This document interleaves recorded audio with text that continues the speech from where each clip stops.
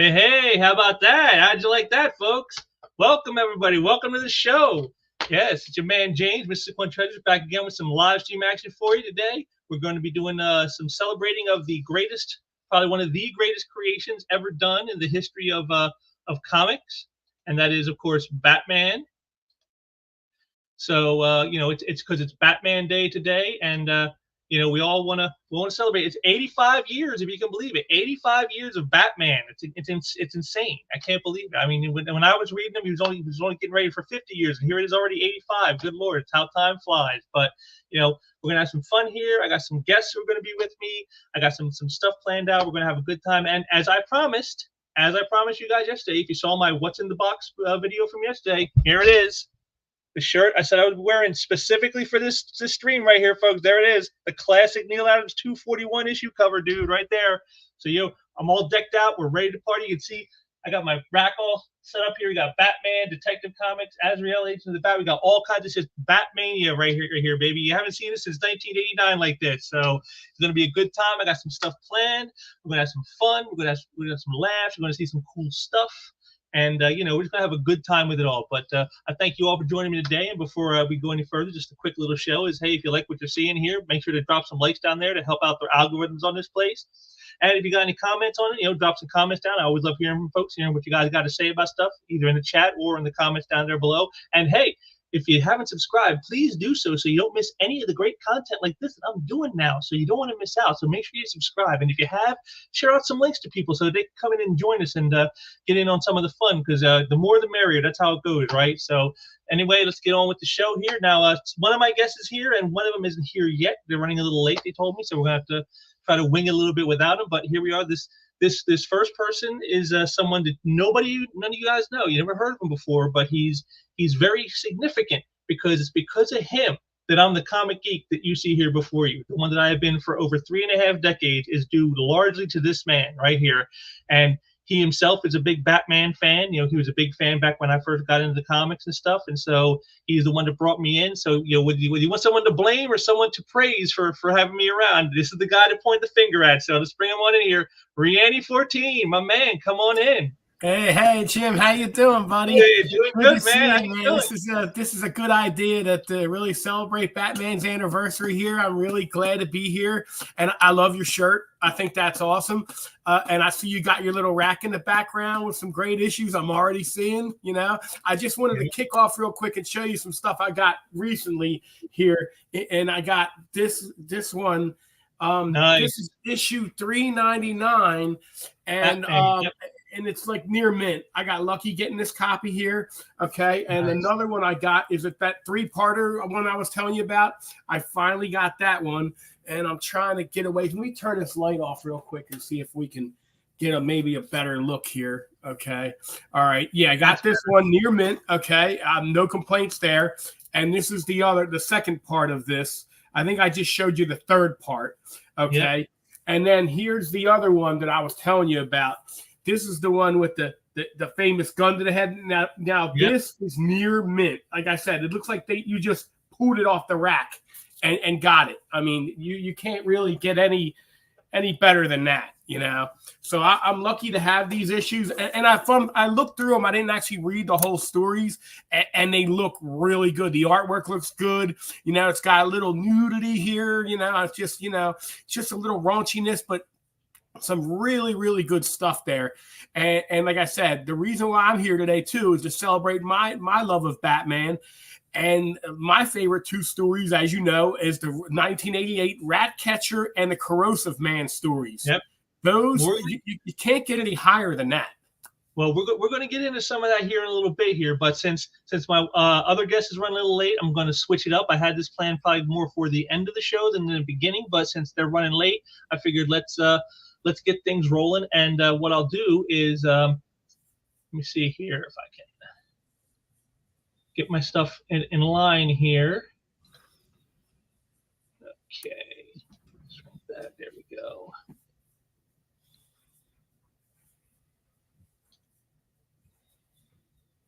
Okay, and hey, I meant to ask you something real quick, if you're still okay. Did you ever notice sometimes, like when you're when you're looking for comics, that they come in a 3-pack and they're sealed. Did you ever see that before? And I've seen like that Batman issue you have behind you there. Yeah. Where do they sell them at, or where did they sell them at?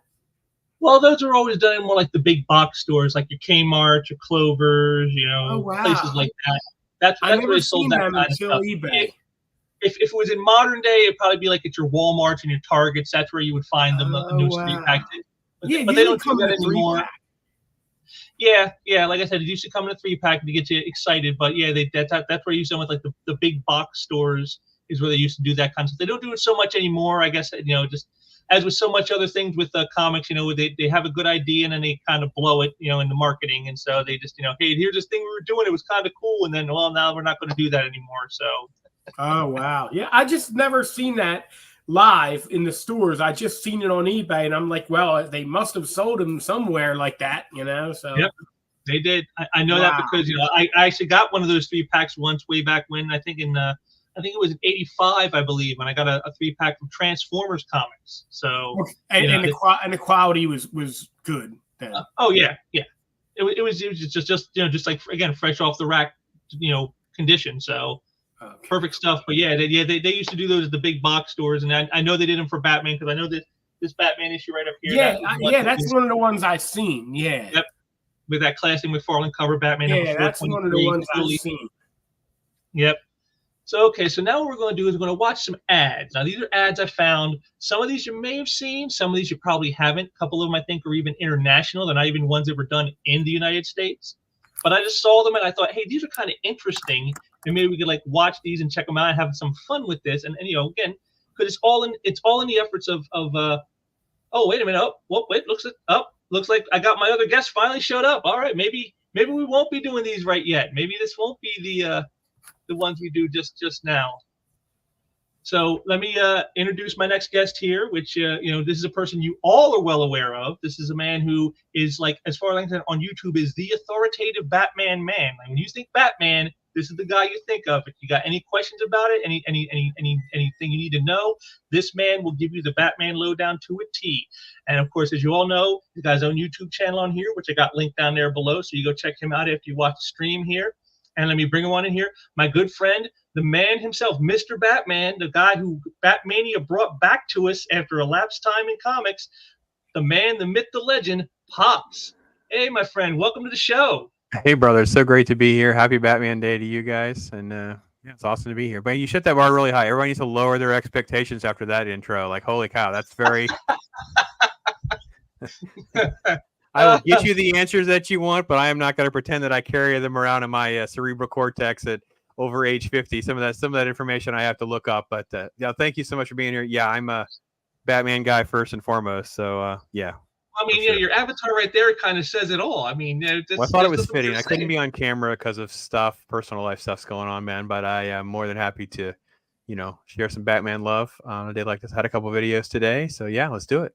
It's 85 years and 35 years since the event that brought you back to the fold, the Batman '89 movie, dude. 35 years, can't believe it. I still remember when I saw it in theaters. It was crazy. Hey, where did you see that at, Jim? What theater did you see that at? I saw that at the Granite Run Theater. Yeah, so did I. Yeah, I did too. Remember I told you that somebody ruined the ending for us? Like, because we went the opening night, but we got the tickets in advance. And when we were waiting to go in to the next show, this teenager walks out and he goes, it was okay. The Joker dies in the end. And I was like, thank you. Really? Wow, that would have nobody even yelled at him. Like I was like, and I don't really care about hearing the ending of movies because I'm going to watch it anyway. But I kind of didn't. That was just kind of like wrong.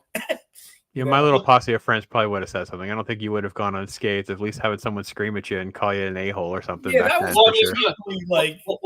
nowadays in the politically divisive world we live in, that probably would have got that guy beat up for doing something like that. Oh, absolutely. Yeah.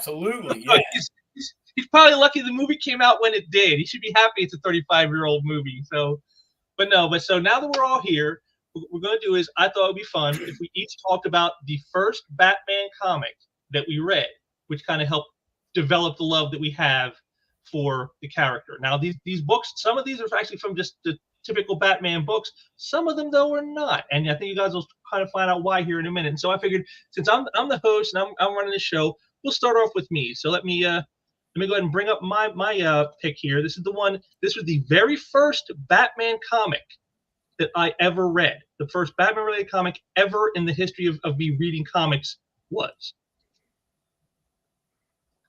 And here it is, World's Finest, number 260. This is the one that got me the first one here, and I'll just big it up here. I love this image right here by Rich Buckler. Just great stuff. You got Superman in peril to some aliens, and you got Batman flying in. He's literally flying, and he says, if Batman has to fly to save Superman, then by heaven, I'll fly. And it's just a great, like just like a what the kind of image. Like, Batman doesn't fly. How is he flying? So right there from Jump Street, I was intrigued because you're seeing Batman do something you've never seen before. What year was this, Jim? This is from 1979. Wow. 1979, yep.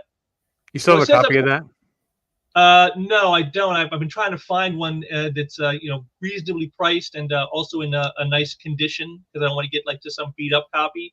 Gotcha. So I do want to get this again at some point. But and here's the other thing too, is I looked for it for like a CGC graded one, the graded comics, and I can't seem to find one. It's like they got the two issues before this, and they got the 2 issues after this one in CGC I found, but they don't have this one.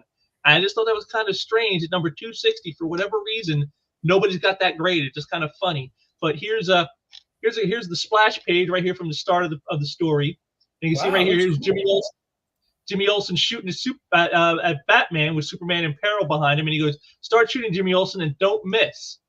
The Batman protects Superman from Jimmy Olsen. Don't say it's impossible until you read what may be the strangest adventure ever shared by the Man of Steel and the Caped Crusader, the 4 billion Supermen of Earth. And it's written by the late great Denny O'Neil, by the man who's best known for saving Batman from his campy 60s version when he later took on stories and then later editorship in the 80s. So just great stuff here. And what I liked about this story is Batman uses his head to win, to outfox these aliens. Because what happens is these aliens come to Earth and they think they're the best at everything until they see Superman. And Superman, of course, has powers far beyond mere Earthmen. And so they try to steal his powers because, like, hey, he does something better than we can do. That can't be allowed to stand. We got to take your power and make it part of us. So now we're the best again. And so what Batman does is he knows he can't overpower the aliens physically. So he says, I'm going to outsmart him. And what he does is he uses like basically Hollywood magic to make them think that all people on Earth have Superman's powers. So he's not special. He's just typical of the Earthman. And that's what he does. And so like you see here with Jimmy shooting him, what he did is he had a gun and he shot out a window and to the aliens so they could see it was a gun. Then he gave Jimmy the gun and said, okay, shoot me. And he shoots him and nothing happens because they're blanks. Only the first shot was real. And then he has Lois Lane there and he hands her a piece of metal. Looks like a steel bar, but it's actually some weak metal. And she bends it like Superman would bend solid steel. And then Batman has, you don't see it in the story, but he has these lines on him. And so he has, and as far as flying, guys, everybody on Earth can fly. Just watch this. And he jumps out a window and he starts swinging around and flying and he swings back in and it looks like he's flying, but he's actually hooked up the wires that make it look that way. And the aliens fall for it. Hollywood movie magic outsmarts the aliens. And I just thought that was a great way of showcasing Batman as the intellectual hero that he is. Because, we've always seen a lot of great stuff with Batman on the streets, busting heads and kicking ass, and he's the greatest combat fighter ever and all that stuff. But, we don't really see him using his logic and his reason as much in more modern stuff today. And I like this story for that because it showed Batman using his head to defeat the foe rather than his fists. And it was just a great story. I really loved it. And it marked my love for Batman forever, basically, after that. So what do you guys think? Can I ask you something, Jim? Where did you first see this issue at? I got it from a kid. I mean, as you well know, because you're the one that got me in. It was that kid I did the trading with at school. And he had some stuff that he had for trade. And I didn't have any stuff to trade, but I had my lunch money. And so I bought some stuff from him. And one of the books I bought from him was this issue. And again, just because of that cover, of seeing Batman flying, and just like, Batman doesn't fly. I've watched the TV show. I've watched the cartoons. I know he doesn't fly. How is Batman flying? What did he go for on eBay? It depends, on the the condition and whatnot. But like if you want high grade, it probably would cost you like maybe around like $10, maybe 15 if you got really high grade for like So a raw copy. But if you want it graded, it'd probably be a lot more. But again, like I said, I haven't seen any graded copies of this on eBay or anywhere else ever. So I mean, as far as I know, there's like no graded copies, and I don't know why. all right. So let me give you so I'm the guy, right? So the CGC graded numbers, are you ready? So there's only 36 graded copies at all. Wow. And that grade is from 5.5 to 9.8. Anything above 9, which would be very fine to near mint, there are 7, 16, 23, 26. So 26 of the 36 are a 9 or higher, but only 3 are 9.8. I would think that this is not a super key issue or anything, hence the reason there's such a low volume of them. And I think that this is that category, James, you and I've talked about a little bit, where I feel like 20 years from now, people will regret not getting their near mint versions graded, because the deterioration, the white will start to decolor, it'll start to brown. And I don't care how many bags and boards and stuff you change, eventually you start to get some of that. And I think that's what's going to happen, is there's going to be this mad run on some of these high grade. That's what we see in the sports card people who are interested in comics, because they understand the numbers are so minuscule on the comic book side. They look at it over the long haul. So these guys that are in their 30s dropping thousands of dollars at shows on books is because they're looking at it because of in the sports card world, these numbers are just shockingly low. So this would be a hard one to find graded. But I think you probably could find a reasonably high grade copy, probably definitely for $10-$20. I wouldn't think it's that's good information, Pops. Sure. Yeah, that's really good. Okay, well, that was my first experience with the Batman in comics. Now we're going to move on to the next. And so, Rihanna, you're up next here. Now, he told me what his first Batman comic he ever purchased was. And here it is right here. From 1988, Detective Comics number 585, the intro of the Ratcatcher, with this incredibly detailed and very, visceral image by the great Jerry Bingham. So why don't you tell us a bit about this, my friend? Hang on. I just want to tease him a little bit. I have a newsstand graded copy of this one. Whoa. I think I still have it. I couldn't even sell it. It's a lower grade because it's a newsstand copy. So it's like a 7.5, I think. So it's, because how newsstands are, right? Because they're, so a newsstand copy is harder to find. So no, I'll have to double check and figure out where it is. It's either 7.5 or an 8.5. I don't remember, but it was below a 9. But yeah, super cool. First appearance of Ratcatcher. Go. Well, here's the deal with this. I mean, I remember walking. This is in like the spring of '88. I remember we were in 9th grade at the time, and I remember walking into the hobby shop in the mall. Remember that place? Yeah. Now they had a comic rack, okay? And I just happened to be looking. I guess this thing was looking at me, and I was looking at it. As soon as I saw this cover, it just reached and grabbed and pulled me in, and I was like, whoa, check that out. So I picked it up right away, and I started looking at it and everything. So I was like, wow, this is really cool. I gotta get this. I gotta get it. So and they were only like 75 cents back then, so I mean, and I had like a couple dollars on me, but I got it. And I remember like I really liked this issue, and I remember even taking it to the cashier.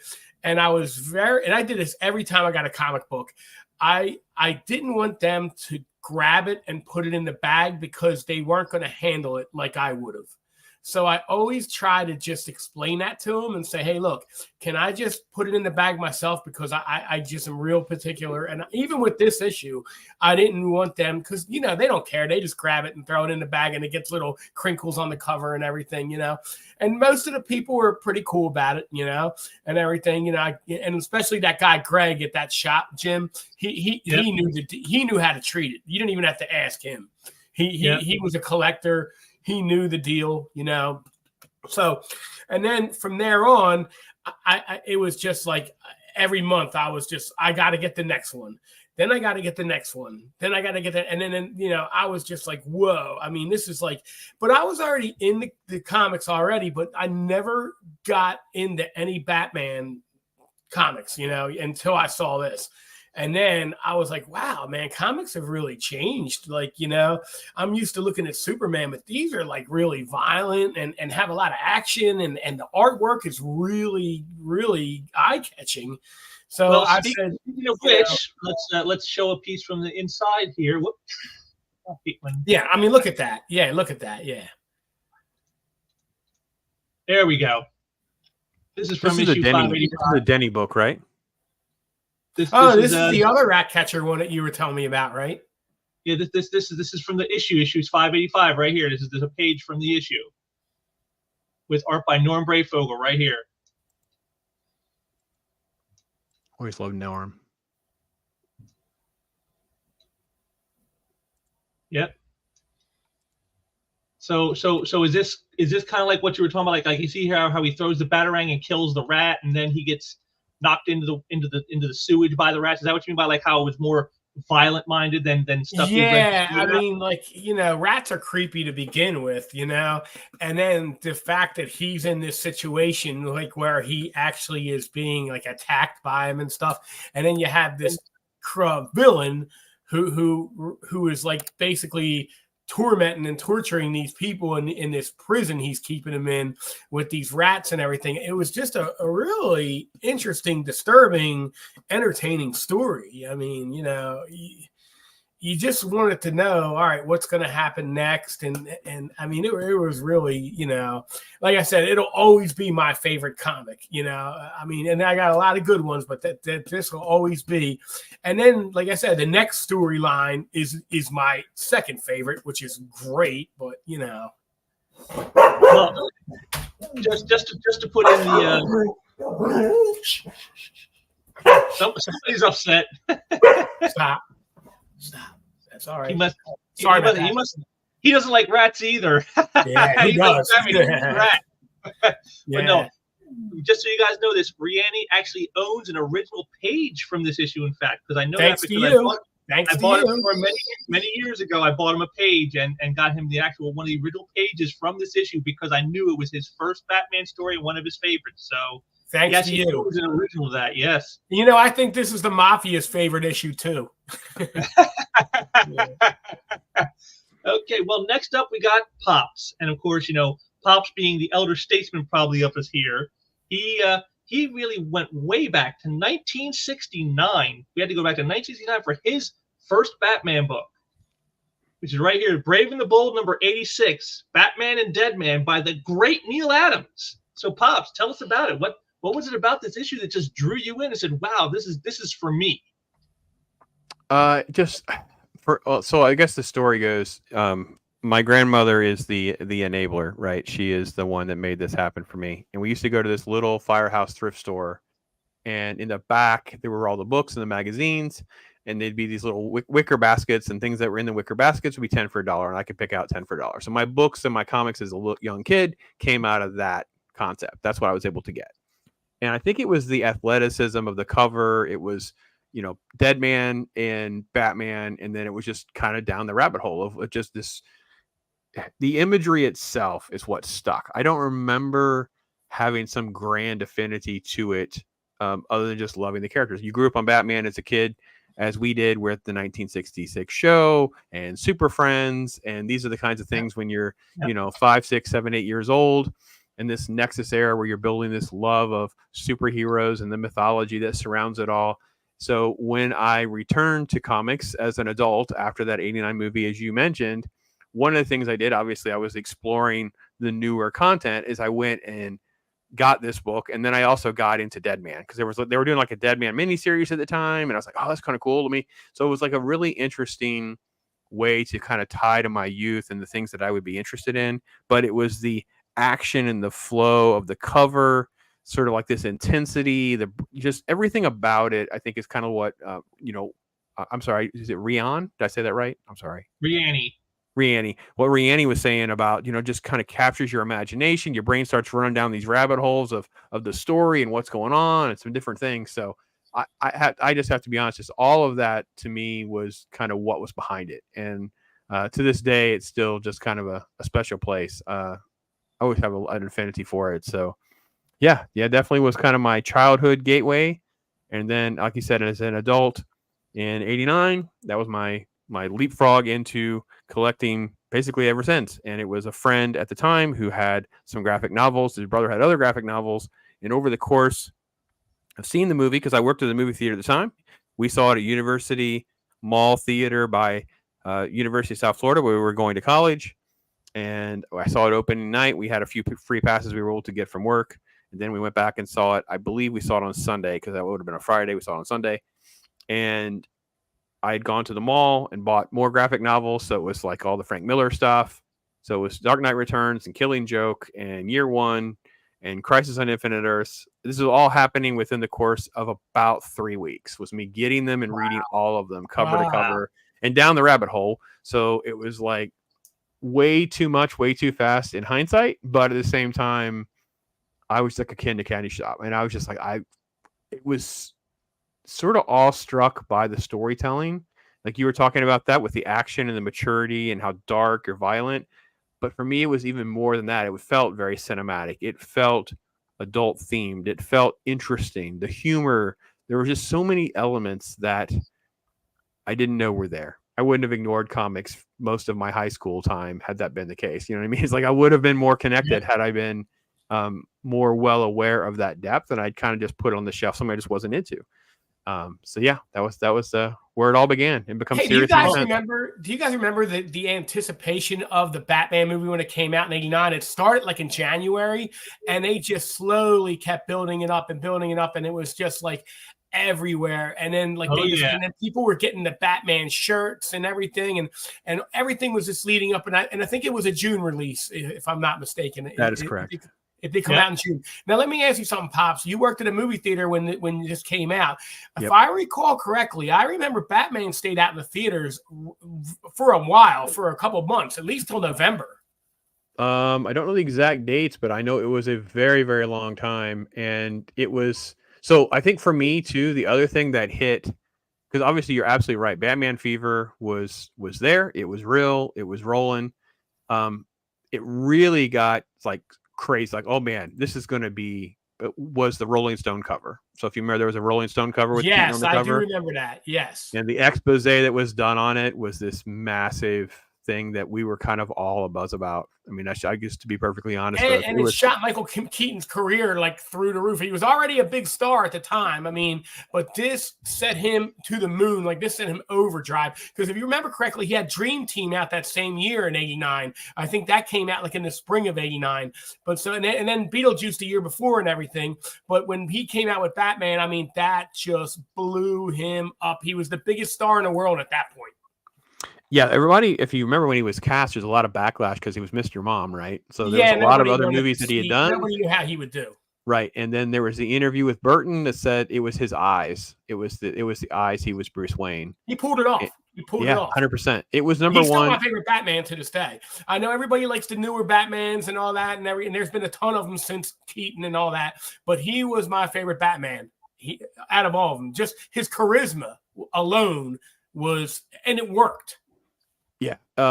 So yeah, I double checked Box Office Mojo. It ran actually into early December before they pulled it. Yeah, I figured it was a while. Yeah. It crossed 250 million, and they ran it through the holidays and pulled it right before Christmas. They probably had something else big coming out that year, Christmas. But I wonder if that was the biggest box office grossing movie that year. It had to be. Probably. I'm not sure what else was out that year. I mean, that was as big as that. I mean, Back to the Future 2 came out that year. I'm just thinking if it was 250 million in its run back in '89. I mean, in like today's money, that would be like what, like a $2 billion film? Yeah, it was number one. Indiana Jones: Last Crusade was number 2. Lethal Weapon 2 was number 3. Forgot about Lethal Weapon 2. Yeah, that was a big one. Batman Worldwide made over 400. Where did Back to the Future 2 come in at? So Back to the Future 2 was 10th, just under 100. And I will say this, I'm part of that problem because I didn't go rewatch Back to the Future 2 because I was ticked off at Back to the Future 2 because it had the setup for Back to the Future 3. It wasn't really a complete movie. And I was like, I felt cheated. I was like, it's frickety frack. So I waited till the Back to the Future 3 came out before I watched the second one again. So it wasn't like the movie that you would go back and see like multiple times. I remember seeing Last Crusade multiple times. Lethal Weapon 2 was awesome. That was a Yeah. great summer movie. That was a great sequel. It wasn't as good as the first one. It got a little more goofier with the comedy, but it was an excellent sequel. It was way better than the third one. And it was, like I said, if they would have cut down on some of the humor a little bit, because the first one, they did it right. They blended the humor in with the seriousness just right. But the second one was a fun summer blockbuster movie, no doubt. Mm-hmm. Yeah, those three were huge. Speaking of artisticness, here we got, and again, Pops, you mentioned that when you got into the book, what attracted you was the visuals, the athleticism you said you saw on that cover. And you can see right here from this page from it, you see even more of that. Just the great shots of Batman in action here, just flipping around, bopping off flagpoles and stuff. The great figure work. That right there, that shot right there with Deadman swooping like that next to him. Flying, yep. What year is this issue? This is 1969. It's a 69 book. Wow. But again, I ended up in the 10 for $1 bin at a little fire station somewhere in Indianapolis, and that's how it ended up in Pops' hands. Wow. So, yeah, I mean, the artwork looks. I've never seen any issues from '69.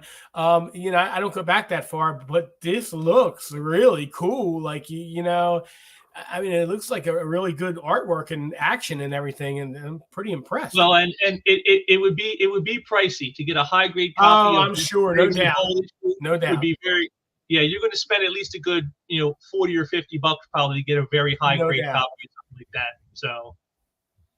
Definitely not one I would suggest for those of more meager means. If you're a pauper, you definitely don't want to try for this issue. Right. Try for my issue or for Rihanni's here. They're a lot more less expensive than Pops' choice here. But like I said, if you want a copy like that, if you want a book like that, let me know and then like your budget, and then we'll just figure out how to get you what grade you'll end up at. Like I'll find a reader copy that's raw, and that's There's always a solution for someone. It's about trying to find that balance, because usually you got to find the place that is so swamped with back issues, they're just happy to get something. So the $20 book for $10 becomes manageable because they're desperate. And I'm the guy that'll go in there and haggle and make it happen. So yeah, it can happen. We can work it out. You never know. Oh, I do have a correction. I typed in the wrong number earlier, James, on your book, the World's Finest book. Yeah. I typed in 206. That was incorrect. Your book was 260. Right? 260, yes. Yeah, 260. Okay, so there are actually only 9 graded copies. Oh, it's even better. There's 75% less number. No, so there's actually 398s, 396s, 294s, and a 91, a 92. That is it. There's only 9 copies. So yeah, it's even more rare to stumble across those graded copy. That's crazy. We would be better served trying to find you a nice one and get it graded than we would be trying to find one of those. That's a needle in a stack of needles right there. Just my luck. But hey, anyway, we're not here for me. We're here for Batman. So next up, what I have planned here is we're going to go through some covers, and I'm going to show you the cover. I'm going to tell you why I chose it. These are like what I consider the top 30 greatest Batman covers ever done. Now, I had to try to limit it somewhat because, there's so many Batman books. So I'm just going to go from Batman and Detective Comics. And I'm going to stop it at Nightfall. Because I figure, while there's been some nice stuff since Nightfall, pretty much anything of value, anything of note, I think, happened within that first 55 years of history. The first 55 years of Batman is where all the best covers are going to be. So that's where I drew from. And these are the top 30 picks, according to me. This isn't like some AFI channel thing where it's all been experts come in and tell you about. No, this is just me. I think these are the 30 greatest Batman covers ever done. And so I'm going to show these off, and as we go through them, you guys can jump in and give me some of your thoughts on them. So let me get it set up here, and we'll get the first one going. And there we go. This is Batman number 296 by Sal Amendola, who is an artist I was not very familiar with. But I just love the symmetry of this image, the giant scarecrow, the Batman running in fear. I mean, it's a very simple image, and yet Nothing's it's so coming up on my screen. Really? It should be on your screen. It's black. It's just black. How about you, Pops? Can you see it? Pops?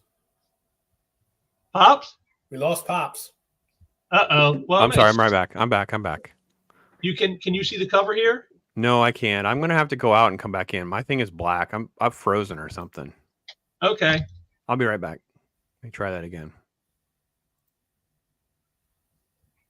All right, let me Yeah, see. no, Jim, I don't see it. That's weird. Yeah, let me see if I can. I'll do this here. And let's see. Wouldn't be a good time if wasn't some boomer action going on. Yeah, right. Yeah, right. Let's see here. There. Share. All right, how about now? Oh, yeah, I can see it now. Yeah. Okay, there we go. And what year is this? Oh, that's old. 35 cents. Yeah, okay. 80, Pops is back. Maybe 79. No, it has to be in the 80s. I would say like 80, maybe. Yeah, 80, I think it's around 1980. But here it is, Batman number 296 by Sal Amendola. Just a great visceral image. Like I said, this giant scarecrow. I love the textured shadow that he puts in, like on the mask here and on this hand. Just very well done. The expressiveness right here of Batman's face, just total terror. And I just thought it was just a beautiful image. Like again, with that stark green background, just sort of pushing everything else forward to you. I just thought this was a great image. And just it's this is the kind of book that when you saw it on the stands, you had to pick it up. You said, "Oh, I got to get this." So, what do you guys think, Pops? 1978. Wow. Verified the time. Had to be in that time frame because this is like Star Wars era Batman for me. So this is like getting it at the grocery store kind of book. Like this was in that. Not the firehouse. Like every now and again, you can get one for a quarter or 35 cents, or I could find a way to negotiate some money here and there. So that's why I recognize this one. One of the best Scarecrow covers of all time, for sure, 100%. I would agree with that. How about you, Rianni? What do you think, my friend, of this cover? Wow. Thanks, Pops, for the date on that, 78. I'm a big date man. That's just how I am and all. But it kind of just puts you at that time, and you can categorize everything that way and everything. Wow. I could kind of tell the logo of the DC on the top left-hand corner. I'm not sure when they started to use that logo. Well, it definitely had to be 70s. Yeah.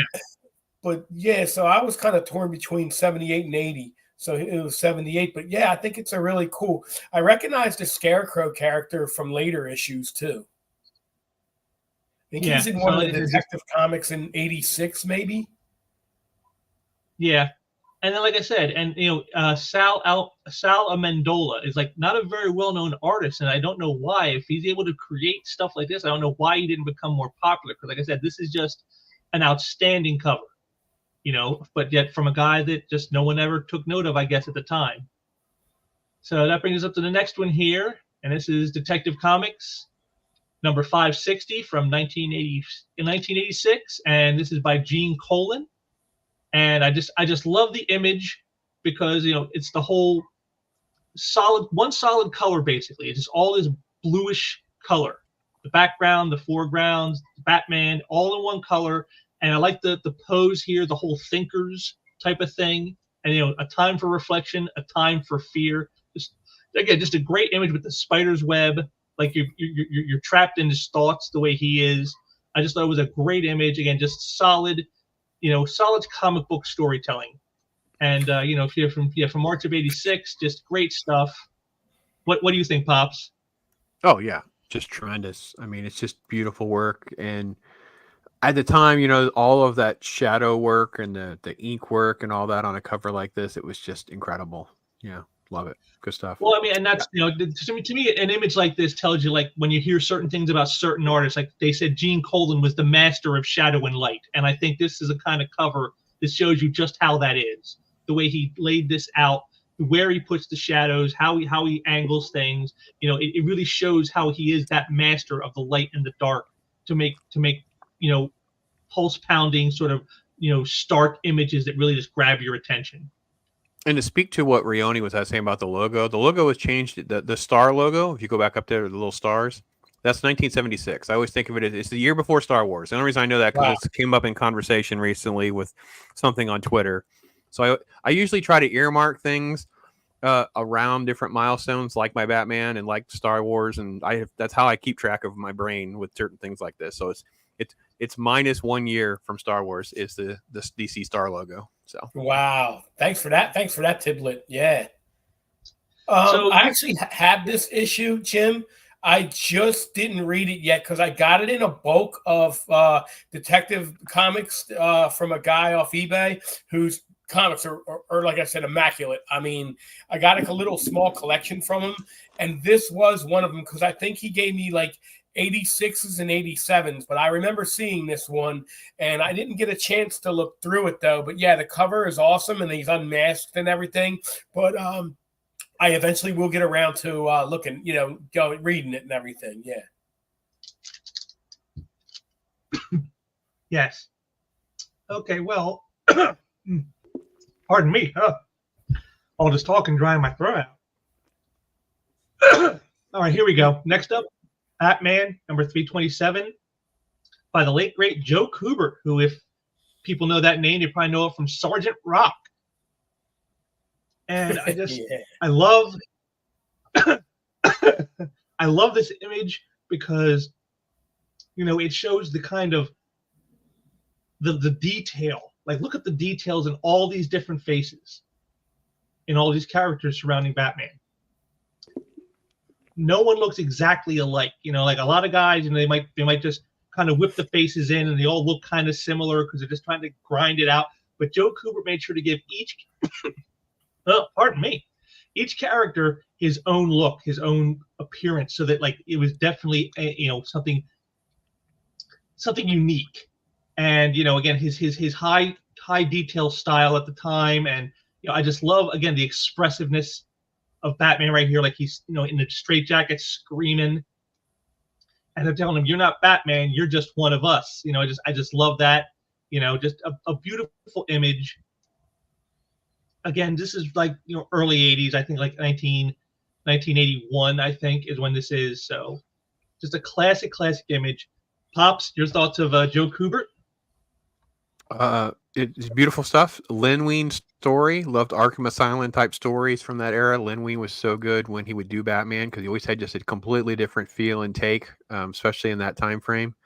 Really just loved it. I had this issue for a long time. Actually, this was in a bundle I'd actually just sold within the last year or so. Super good stuff. Wow, never seen this one before, Jim. That was a good one. So you think around 81 maybe? Yeah, I think it's 80. I looked it up just to make sure I wasn't out of bounds. Yeah, 80. Wow, yeah, that's I can usually get a good gauge on the time period based on the cover price. I know like 80, 81 was like that 50-cent era. So yeah. Well, I'll be looking all these up on eBay, I'm sure. Like, yeah, wow. Well, next up, we get a little more modern. This is number 27 on the list. Now, of course, I couldn't not do something from Nightfall, and I chose this one, Batman 499, because to me, out of all the covers that Kelly Jones did for the Nightfall saga, this to me is the one that antitheses the whole point of the story. You got Bruce Wayne here, who's no longer Batman, and Azrael, who has become Batman, and in the end, they're going to come to blows at him. And that's what ends up happening, of course, in the course of the story is, they end up fighting. And I just thought this image, more than any other throughout the entire saga, this was the one that represents what the heart of the story was all about. And that great Kelly Jones darkness, that the craziness he does with anatomy, like you got like 50 trapezoid muscles here on the sides. Like that's not how the body is, but he knows how to do it and do that stylized bit like this, and yet you still buy it, because it's like something that artist Dan Lawless said to me when I did my sequential art showcase last week. He said that you got to know the rules before you break the rules, and that's what Kelly Jones does here. He understands the anatomy of things, and so he can break the rules because he knows them so well. And again, just the great shadowing here, like on Bruce Wayne in the wheelchair, just beautiful stuff. Like I said, to me, like this is the, like if you were to say I want one cover from the Nightfall saga, what cover would you want? For me, it would easily be this one. This is the one that you'd want out of any of the ones that they had. So, and as you can see, again, 1993, just great stuff. I said this is the modern Batman. This is what we all know, and just an excellent cover. Like I said, the heart the heart of the entire saga is right here in one single image, and that's not easy to do for a storyline that was as big as Nightfall was. So, what are your thoughts, Pops? Well, I mean, I did a thing on Nightfall last year. I love all of. I mean, Nightfall is like a sweet spot for me. Obviously, this is a great.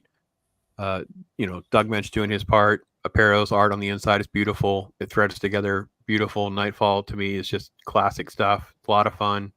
Cover just rocks, man. Just all of this. And Kelly Jones. There's so many of these books with Kelly Jones. Actually, I'm getting ready to work on a kind of a why it's great, good, bad, you should read kind of on a video on some Penguin stuff. And there's a Kelly Jones book in there too. It's like, oh man, Kelly Jones, man. So yeah, this is a great, and if you haven't read Nightfall, it's been in trades so many times now. You can probably get cheap trades. If you want single issues, find someone go through those back issues, find somebody. I found some like $1 an issue. So I restocked. I don't know what I have. And somebody was buying them all from me, James. So I had to kind of figure out how to restock the good stuff. And I'm not sure what I have left because this is one of those like everybody wants, because when they find out how good it is, you're like, it's a cool one to have and go back to. That's a good problem to have, my friend. That's a good problem to have is when everyone's buying all the good stuff. That's a good problem to have. Agreed. All right, Rihanna, I kind of got out of him by 1990. I just got out of collecting comics by 90. So this is 93. So this is a little out of my range here and everything. I mean, the covers are like really cool. I mean, and like I said, I'm sure that there was like years like after 90 that did have some good, covers and everything. But like I said, this is kind of a little out of my range here, but the cover's really neat. All right, cool. So we go on now to number 26 on the top 30. Now this is way back when. This is like 1943. This is wow. Batman number 20. Now you might be wondering yourself, why would I pick, a cover by someone like Dick Sprang from the Golden Age? Isn't there something more modern that that they'll be better than this? But to me, I like this cover because of the Batmobile, and something that a lot of people don't think about in Batman is, you think about Batman, you think about Robin, but, in a way, the Batmobile itself is kind of a character because there's been so many iterations of it over the years, so many different versions of the Batmobile, as the tech evolved, the Batmobile evolved. And I just thought that was a really kind of, an aspect that most people don't think about when they think of Batman is how stuff like that changes, because he doesn't, Batman is always the same. And yet, the tech around him does, and I just thought this image of the book of the car just coming right out of the book. I mean, this is about as close to 3D as you could get in 1941 or 43. I mean, this is about as close as you're going to get to their 3D effect, and just a beautiful image. I like the bullet holes in the window, even.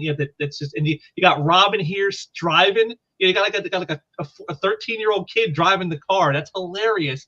So I couldn't not pick this. It's just I saw this image. I'm like, oh man, this is definitely got to be one of the top 30 all-time best Batman covers ever. Just, him and Robin blasting through in the Batmobile. Just, a timeless image that, made by one of the great legends that, a lot of people, I've had this discussion before. A lot of the Silver Age guys and the Bronze Age guys get a lot of play. They got that whole fan base. I'm a fan of their artwork. Like Neil Adams, everybody loves Neil Adams. But like guys like Dick Sprang here, who were doing this stuff decades before guys like Neil Adams, they never got that kind of love. They never got that kind of attention. And so for me to see a great image like this by an artist of that era who didn't get the kind of, accolades as say that the later guys have gotten in this industry, I just thought is important to point out that these guys who laid the foundation for all who came after them, they could do some pretty cool stuff too. And I think, like, to me, this is just probably one of the best Batman covers ever done. Just for the sheer intensity of that image. This is something that's probably very, very different at the time it came out. You didn't see images like this in 1943. So, Pops, what do you think? Oh, I just love that Batmobile. You're absolutely right about the tech changing. this is one of the cool things about Batman, that a lot of times you also get some artists taking some fun, creative, not creative liberties, just creative expression, where they'll show the Bat Cave really pulled back, and you'll see sort of like the museum of the Bat Caves, the Batmobiles, and different iterations from the movies and from the comic books. And every now and again, you'll find one like this. You'll find something this old school. But back then, guys, if you get a digital copy of this, that's probably the easiest way to get it, or get one of the archive reprints, you'll find that they actually would tell 3 or 4 mini stories in this one. I don't remember how many are in this particular issue, but there's usually, like, it's not like a single standalone story. It usually has 2 to 3 to 4. Like 8 to 10 page stories. Yeah, they were like 8 to 10 page stories. Yep. Yeah, so that's kind of what this one is. And yeah, cameo of the Batmobile bursting out, man. That's freaking great. Yeah, well, I agree, Jim, with you with the Batmobile being a character too. Just like in Psycho, the house is a character too, you know? Yep. So I really think that's a really cool. Yeah, this is a really neat image. You know, I've never seen this one before. Yeah, well, like and like Pop says though, if you're going to get it, probably want to either get like either a digital version somewhere off the internet, or maybe if there's a trade collection that has in it, that's probably the way to go. Trying to get an actual copy of this issue itself, even a crappy copy, is probably going to cost you several $100s just to get it. So for those of you of more modest means, that's probably the route you want to take. You don't want to go trying to get the original. Okay, next 25. Here we go. Now this is the great Carmine Infantino, and again, I love this image because again, what you don't see like in this era of Batman, you know, you see that it's the 12 center, so we're talking the 60s, and you know, you didn't see the hero getting beat up like this. I mean, just look at the damage that is on Batman as he's coming out of this room. You know, you didn't really see that on covers of this time period. And it's so well done. I mean, you believe the raggedness of this costume. You know, it's not just like a couple little rips on it or something. I mean, he went all out to make it appear like this is like serious damage. And I love, you know, the excited little Robin right here. Let me have a crack at him. You're just a typical kid. But like, I just thought this was just so much detail for the time. You know, again, this is like the 60s, the early to mid 60s.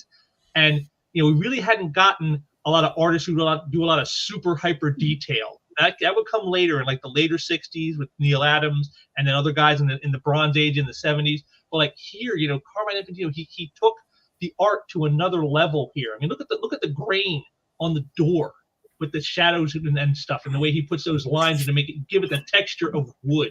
I mean, it really was a next level thing to me to see a Batman cover of this time period with that much level of detail. Of course, not surprising, Carmine Infantino, one of the legends of the industry, but I mean, just to see that, it just, I said, oh, I can't, you know, I can't not put this in the top 30 of all time, to seeing such detail in a time when it was not a very detail oriented, industry. So what do you think, Pops? No, I think it's incredible. I've never owned this one. I remember it briefly because it falls under, I think Shelley Moldoff did it, right? Is it a Shelley Moldoff book? I think he might have done the interiors, but the cover. That's what I meant. He does the interior. Yeah. So, you know, he was a con goer back in the day, so I met him a couple times, and he was a super nice guy. So I kind of think I saw it from that era and interactions and stuff. Never owned it. I actually love the sort of like creative expression they would have from that era in these 12-cent eras, right? With these great big block yellow background font and multicolors getting your attention. Kind of like the way some of the horror books too, right? You love this sort of like shock you into buying it. Of course, the Batman logo, the 12-cent Batman logo with the cowl built in around the name, and just I loved everything about it. And then to have this, because like you were saying, and you've said so many times accurately when you talk about some of these books, the one thing with the covers is I've got to see what this is. It's got to want you to buy it. You know what I mean? Oh, I got to have that book. Yes. And it's just, that seems, everything is so much more gimmicky driven now, and they've gotten away from such a simple principle of just the marketing of it. Just you got to get them to buy it. And I think this is definitely one of those books. It could be on the shelf tomorrow, and people would go nuts for it. I totally agree. Rihanna, your thoughts? Well, you know, it's funny if it didn't have the actual captions on there, like, you know, it looks like Robin's trying to actually fight Batman. if you didn't, if you didn't actually have these captions here, like on there, I mean, once you read them, he's not, but it looks like he is. I mean, yeah, it's a pretty cool. It's a pretty cool looking cover, but it does kind of look that way. Yeah, I never thought of that angle of it, but he's right. Without the dialogue and the captions up here, yeah, it could look like it was Robin who was beating up Batman. I never even thought of that. That's a unique angle. Wow, Yeah. I learned a little something today. How about that? Yeah. All right. Well, up next, number 24. This is 40 center, so this is like 1979. This is Batman number 324 with Catwoman by the great Jim Aparo. And again, just I loved how he laid this out. Them coming out of the sewer pipe, and again all beaten and bedraggled, with Catwoman. Just this to me, the sharpness of Aparo's work, was always what stood to me, like the cleanness of it. I mean, even in an image like this, just so clean. Look at that background. Look at all the tight lines in everything he does. This was always, his figure work, was probably some of the best of the era, and just, it really shows me how great artists can interpret a character differently. Like you just saw the one with Carmine Infantino and how he portrayed him, and yet here is Aparo with a completely different take and style to it, and yet it all still feels that it's Batman.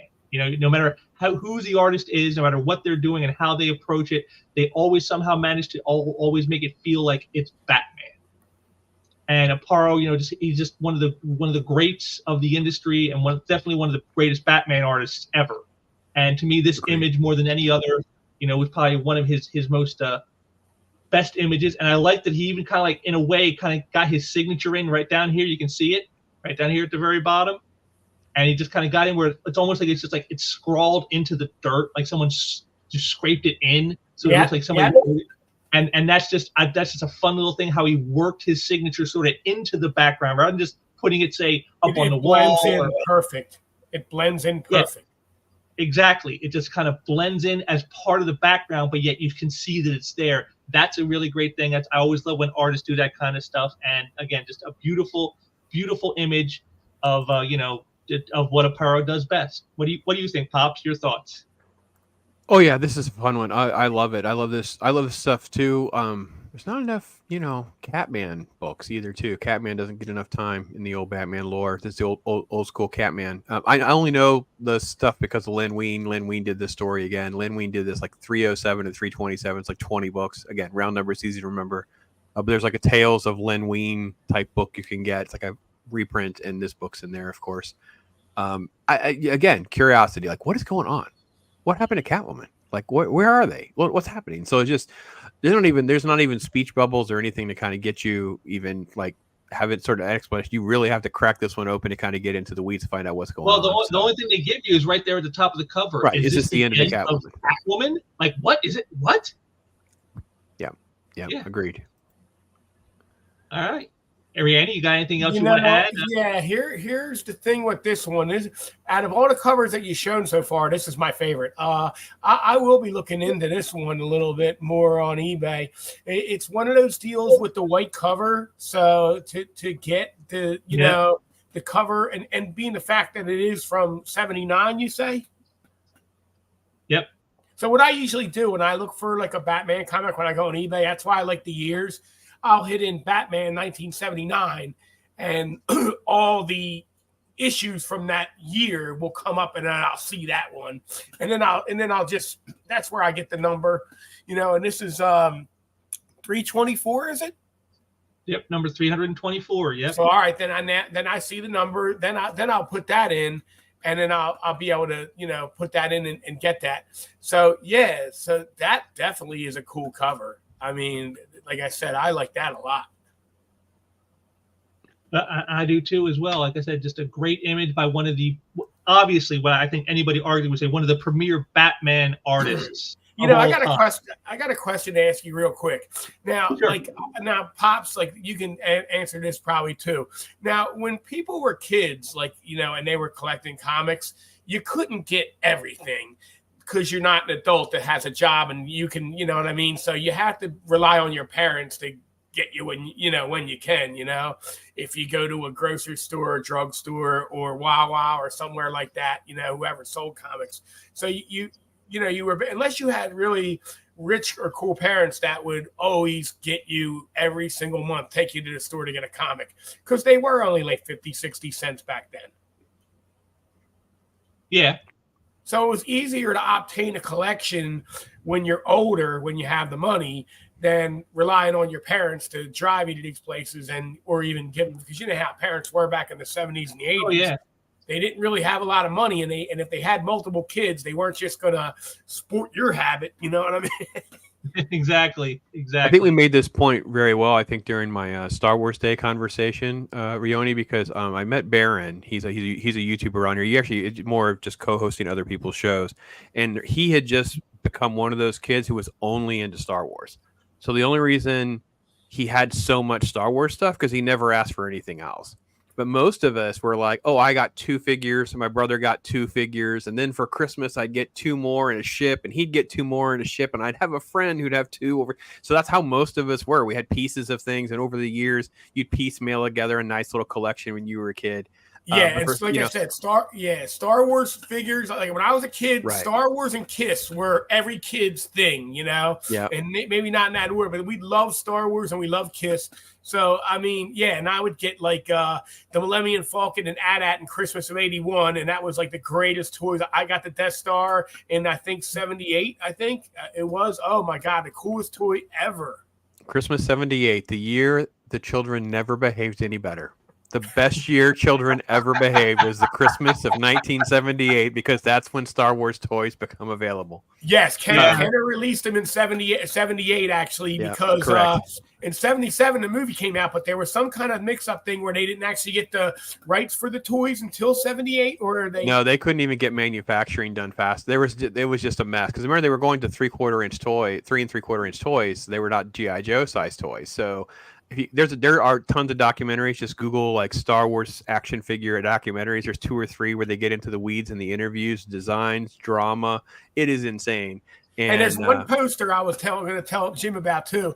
It was a 1979 re-release of Star Wars. It's a 1-sheet poster, and it has the coming attractions for The Empire Strikes Back. Good luck finding that one under 2,000. Oh, I assume, yeah, because and then again, same thing. It's why the Boba Fett stuff, right? Because Boba Fett was teased in the holiday special, and it was like, "What's Boba Fett?" Because the thirst for Star Wars was so unchained. Oh yeah. But to circle back to your question about comics again, I think a lot of this was exactly what you and James experienced when you were young. Was, you know, this kid would have these and you would swap and you would trade and lunch money for this and lunch money for that. And I actually felt like I had a lot of comics compared to most kids, because I was getting them at 10 for $1 from my grandmother, probably like once a month. And they were just random comics though. I didn't have like runs. I didn't have that. So I just had like a menagerie of things. And where I would get runs was when I would convince them to go to the Kroger or the A&P and get the 35-cent Avengers run. So I had like a little bit of a run for maybe 10 to 20 issues over the course of many, many years, but probably not even in order, probably just pieces of things. So it wasn't until I become a serious collector as a young adult in college that I kind of like, oh no, we're getting into this for sure. So. Well, speaking of getting into it, let's head on to our next one here, number 23. Oh, I have this one. I love this book. Riani should be excited about that I chose, is because he just got this one in it himself. Batman number 395 from 1986. And again, I just love the extreme close-up. Mandrake here. I just extreme close-up with the gun right to the head, you know, and the Batman looking defiant. You know, just he's not afraid. And just a beautiful image, you know, the simplicity of less is more. You get less stuff on there. Also, it's a close up of his head and a hand with a gun, and it's all that's on there. And yet, with just that little bit, you immediately are gravitating this. And again, I think the red background also helps to get your attention, because boom, it's like right there in your face. because it pushes all the rest of the art forward with that red background. And again, I even like how they did the Batman logo here, where they did the negative, because like you can see here, like it's all white, so it's like they forgot to color it or something. It looks like almost, and I just like the way that looks all in white. Again, just another thing that just like pushes it out into your face so you notice it. And again, this is the same kind of cover. When you saw it on the racks, you saw it in the shops, you just had to grab a copy when you saw that image. So, Pops, your thoughts on Mandrake's cover here? Super important book for me. Love it so much. Have a copy for sale. Probably it is first appearance of Film Freak, who dies during Nightfall. So obviously in Nightfall, when all of the Arkham prisoners are released and some of them are on the run, there's a few that die during that escape, and actually Film Freak is one of them. So his journey begins here and ends in Nightfall. So it is a great cover. Huh? What's that? Yeah, there you go. It's just a classic full circle right there. Yeah. So. Yeah, he's super great. He's one of the reasons I always remember this episode is I believe part of the story arc is a note from Film Freak. They're trying to do basically like a Psycho Norman Bates homage during this story. So it's just kind of one of those things. Like I'm a huge Hitchcock Psycho geek and nerd as well. And the story just kind of continues, and it's fun. Great one, good one for sure. Andy, your thought? Hey, look here, man. I just got it today. It's an eBay purchase, and I'll tell you one thing: it's near mint, and it's the same exact copy you have, because it must be a first printing. I'm not sure. It's not a newsstand, but that cover is like just I mean, you can't even get any higher. That's an awesome cover. I have yet to read the actual book. I will later on, and I know who Film Freak is. I'm familiar with his stuff and everything, and it's part of a 3-part series too. And I got actually the other 2 today, so I got all 3. Luckily, they're near mint, so I didn't have any problems with the quality. Because cool. It is an awesome cover. There's no doubt, and it's from March of '86. No, May of '86. It's in May of '86. Yeah. So it probably hit newsstands around 3 months before that. Yeah, February or March. February. Yep. Yeah. All right. Okay. Next up, number 22, Detective Comics number 567. Now you might be thinking to yourself, why this cover, James? I mean, it doesn't really have Batman on it. All it's like this little tiny silhouette up here on the building is all it is. And well, as I said about the Batman 20 cover, where I said how the Batmobile is like a character in and of itself in the Batman lore. Well, so is the city of Gotham. And I just thought like this was like probably one of the best images I'd ever seen done of the city of Gotham on a cover of a Batman comic by the great Klaus Janson. I love the whole, Batman insignia right over here, right here on the building, just a great image. And then like I like the color they chose for the background. Again, just a color that pushes forward. This is something I've gotten into more recently with my comics, is like noticing color theory and how it works. You got those cool colors here in the front with the blues, and then you got that mauve color in the background pushing it all forward. And honestly, I like this right here. How they triumphantly put the Batman, like Detective Comics isn't what's important. It's that it's Batman. And like the Batman title is what takes up most of the font right there, with just that huge thing right there. And they almost sideline the fact that it's Detective Comics. It's like, well, we know it's Detective, but you don't care about that. It's Batman. And that to me, and again, just a beautiful image, beautiful shot of the Gotham City, skyline here. Just showing you what a character, you can make the character of Gotham City the focus of a cover, and it still looks great. And that's, again, how many other characters could you do this with? I don't think there's very many you could probably do that with. And so, again, just another reason why Batman is just such a great character, because of not just himself, but of the very world he inhabits is almost like a character unto itself. How about you, Pops? What are your thoughts? Yeah, this was such a big book for me. I'd been down the Batman rabbit hole when this has already been out, and I also was a huge reader of Green Arrow during this era, Mike Grell's run from Longbow Hunters and into his own series. And this has Green Arrow stories in it as well. So just great stuff. Obviously, I'm down that Frank Miller, Klaus Janson, Dark Knight Returns, Daredevil run type stuff too. So yeah, I was easily sucked in and trapped by this one. And I love the fact that the the cityscape itself forms the top of a bat symbol as well. So yes, there's a bat symbol, but even Gotham itself looks like the ears and the peaks of the buildings on each side and the bridge off to the right. And so it kind of resembles a bat symbol as well. So yeah, I love it. Nice. Rihanna, your thought? I have this one too, and I also got that in that little collection that the guy sent me on eBay. Remember, I sent you a picture of this one and asking you what you thought and everything. Yep. I haven't yet to look through it yet. I haven't yet to read it and everything, but it is a cool cover and everything. And so I definitely will get around to reading this. I mean, yeah, this looks good. All right. Well, next up, number 21. This is from again, 12 Center, another 60s book. This is by the great Irv Novick. And again, I just, this, again, it's the starkness of the image itself. You got Batman in cuffs being led down what they call the Green Mile. This is like right there, they take you into the death house for execution.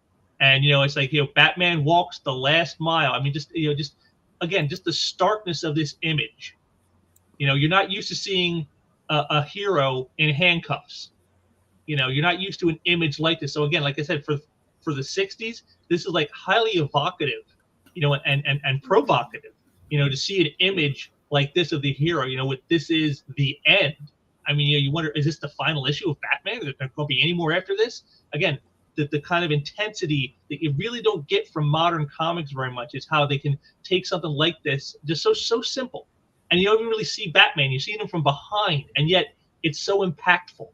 And again, like as Pops has said and I have said, it makes you want to pick the book up. You're like, I got to find out what happens. Batman's in cuffs. They're saying it's the end. What happens?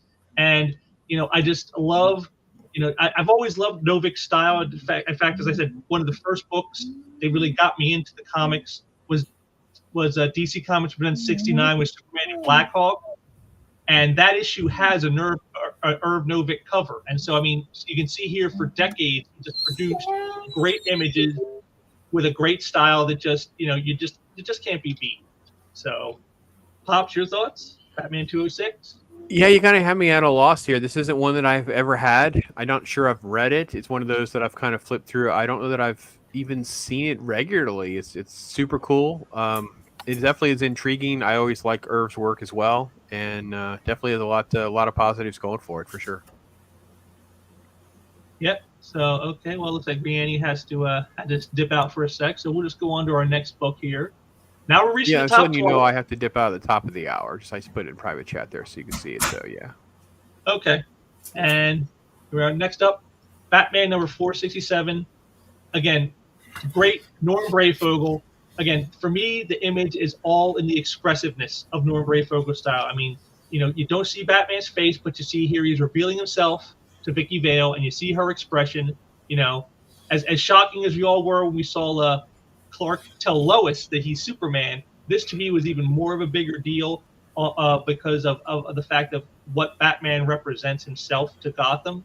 And so to reveal that to anybody is a big deal. And I love the way Norm has it, the shock on her face, with the camera right here and, expose right here on the book, and just little subtle details of what this means.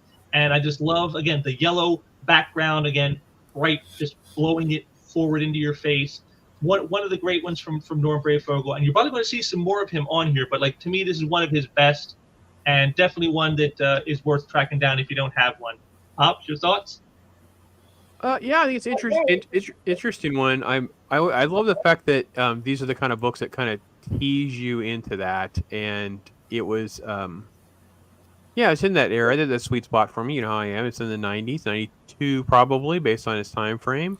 April 92. Yeah, super cool. Kind of wrapped up the crossover stories of that time, because they would bounce back between Batman and Detective, and Vicky Vale was a kind of a hot conversation because of the movie and that kind of thing. And Norm had a great run, big long run. I don't know if he was the longest run in Batman, but it's definitely one of them. And it's cool to see him doing his stuff here. It's great.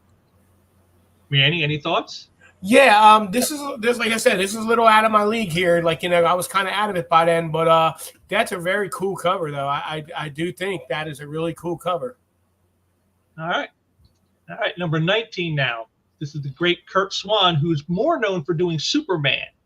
And again, you got 10 cents. So I think this might be like very late 50s, right around 1960, somewhere around there. So like very end of the 50s. And again, not one that you would normally think about. This is like the era of the silly Batman when he was fighting like aliens from space and mad scientists and just crazy stuff.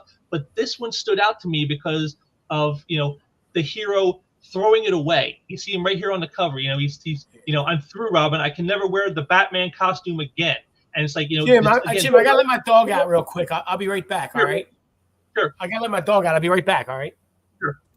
So what it is I liked it because, again, this is something you didn't see at the time. The hero walking away. This is like even before the famous Spider-Man story in issue 50, where he, that famous image of him throwing the costume in the trash can and walking away. And that's what this is about to me. And I love the silliness, but still get some of the silliness, because here it is. You can see it's a fireplace carved into a stalagmite. It's like, so where is that smoke going? Is he got like a hole up in the ground where there's smoke coming out, or is it connected into something else so that it looks like it's coming out of a chimney? You don't know. But again, this was the fun of that era. And I just love this image because it's just so clean and so, again, against type of the time. You didn't see these kinds of covers back in the 10-cent days. So that's why I had to have this one here. Pops, your thoughts? Yeah, a lot of fun. There's a Batman animated series episode that kind of does a little bit of this, like Batman's going to quit kind of thing. And of course, he's not going to quit. He's going to get drawn right back into it again. So yeah, it definitely would have been kind of cool to get a reaction from that time. This back and forth as the Batman and Superman lore was kind of growing and developing, to have something like this kind of throw everything on its head. Yeah, totally like it. Great. Okay. Well, next up, number 18. Now this one is it should be pretty obvious why I chose this one. It's by the great Paul Gulacy, Batman number 393. And I like it because I love how normally when you see an image like this, if they're throwing something at you, you see like little motion lines showing you that it's in motion, right? That's how it's normally done. But Gulacy didn't do that. He just showed the image in midair. Like the way it'd be like, if like, imagine someone threw something at you and took a picture right before it hit you. This is how it would look, just like this. I loved the realism that Gulacy added to this image by just not putting in the motion lines and making it more cartoony, but more realistic. Like you're catching this image like you just seconds before it happens. This is what you see. And again, I love the great color, the orange and yellow here to offset the dark background. Just beautiful stuff, highly detailed stuff, as Gulacy is always well known for. And just to me, this is just a great image that just, again, just very different. Even for the time, even though this is from 1986, it's still a little different. Like I said, they still were doing a lot of cartoony stuff in the 80s with, with like the motion lines and whatnot. And here he didn't. He just said, I'm just going to draw them in there and just leave them out like they're hanging in midair. That's pretty sweet looking, and it just immediately I said I gotta have this one in the pick. So what do you think, Pops? Your thoughts on the Gulacy cover here? Yeah, it's really interesting. It's not one that I've ever owned. I've actually never had this one. I've seen it a couple times, and it's kind of a key issue because it's the first appearance of Dark Rider, but more importantly, I think it's the first time they put the credits on the cover.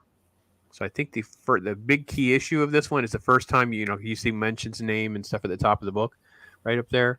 Yeah, that's kind of like super cool, like you say, that they don't really show you much. Your eye doesn't even kind of pick up on it exactly right at first because of the way they come in at every single angle. But once you kind of see it, you can't unsee it. I love it. I love the mystery of it all. Definitely cool. Rihanna, your thoughts? I just saw this one on eBay when I was looking for those other 86 ones that I got, like the three I mentioned, and the ones I showed you and everything. And I did, this one did reach out to me. I mean, it looks interesting. Yeah. So I am familiar with this one. I just recently got familiar as my eBay searches and everything. So it definitely looks like one I'd pick up. Very cool. Okay. Next up. Now, this is a classic, Batman 227. This is from the 70s. This is the great Neil Adams, but aping a comic of the past by Bob Kane.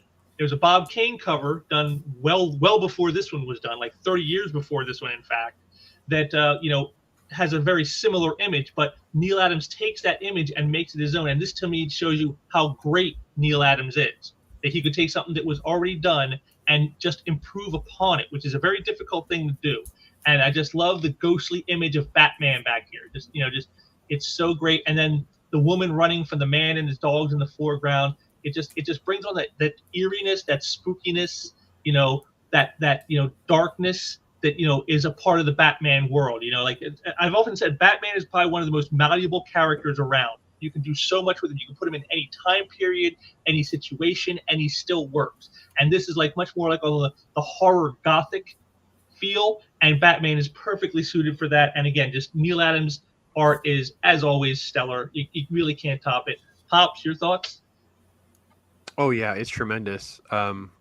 It was actually one of those things. You kind of take me down memory lane when I first saw this cover, and I don't think I could afford it at the time when I first saw it. And then someone said, "Oh, there's an original one of this," and I was like, "What are you talking about?" And then of course I was down the rabbit hole looking for the detective comic that this was kind of thrown back to, with just it's less refined. I think that Neil Adams took this and kind of has almost like that era's Swamp Thing feel, like, you know what I mean? It's like this mystery and darkness, and I just love that part, and it was just brought to life. The movement, the house in the back. I mean, this was definitely one of those. I didn't need words. I knew I'd want to own it. So yeah, super great book. Rihanna, your thoughts? Oh, I really like this one because it has that kind of like horror look to it, like, and it really, I like the castle in the background or the house or whatever.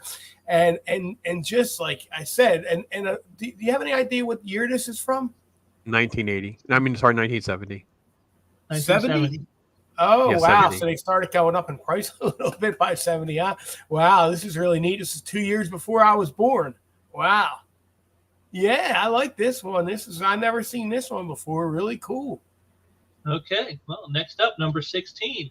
Now, this is definitely a little more modern. This is from 1991, and this is Michael Golden. And what I like about this, besides the heavy detail, I mean, look at all the detail he puts in the buildings. I mean, every single window, every single beam, and indentation around on the buildings everywhere.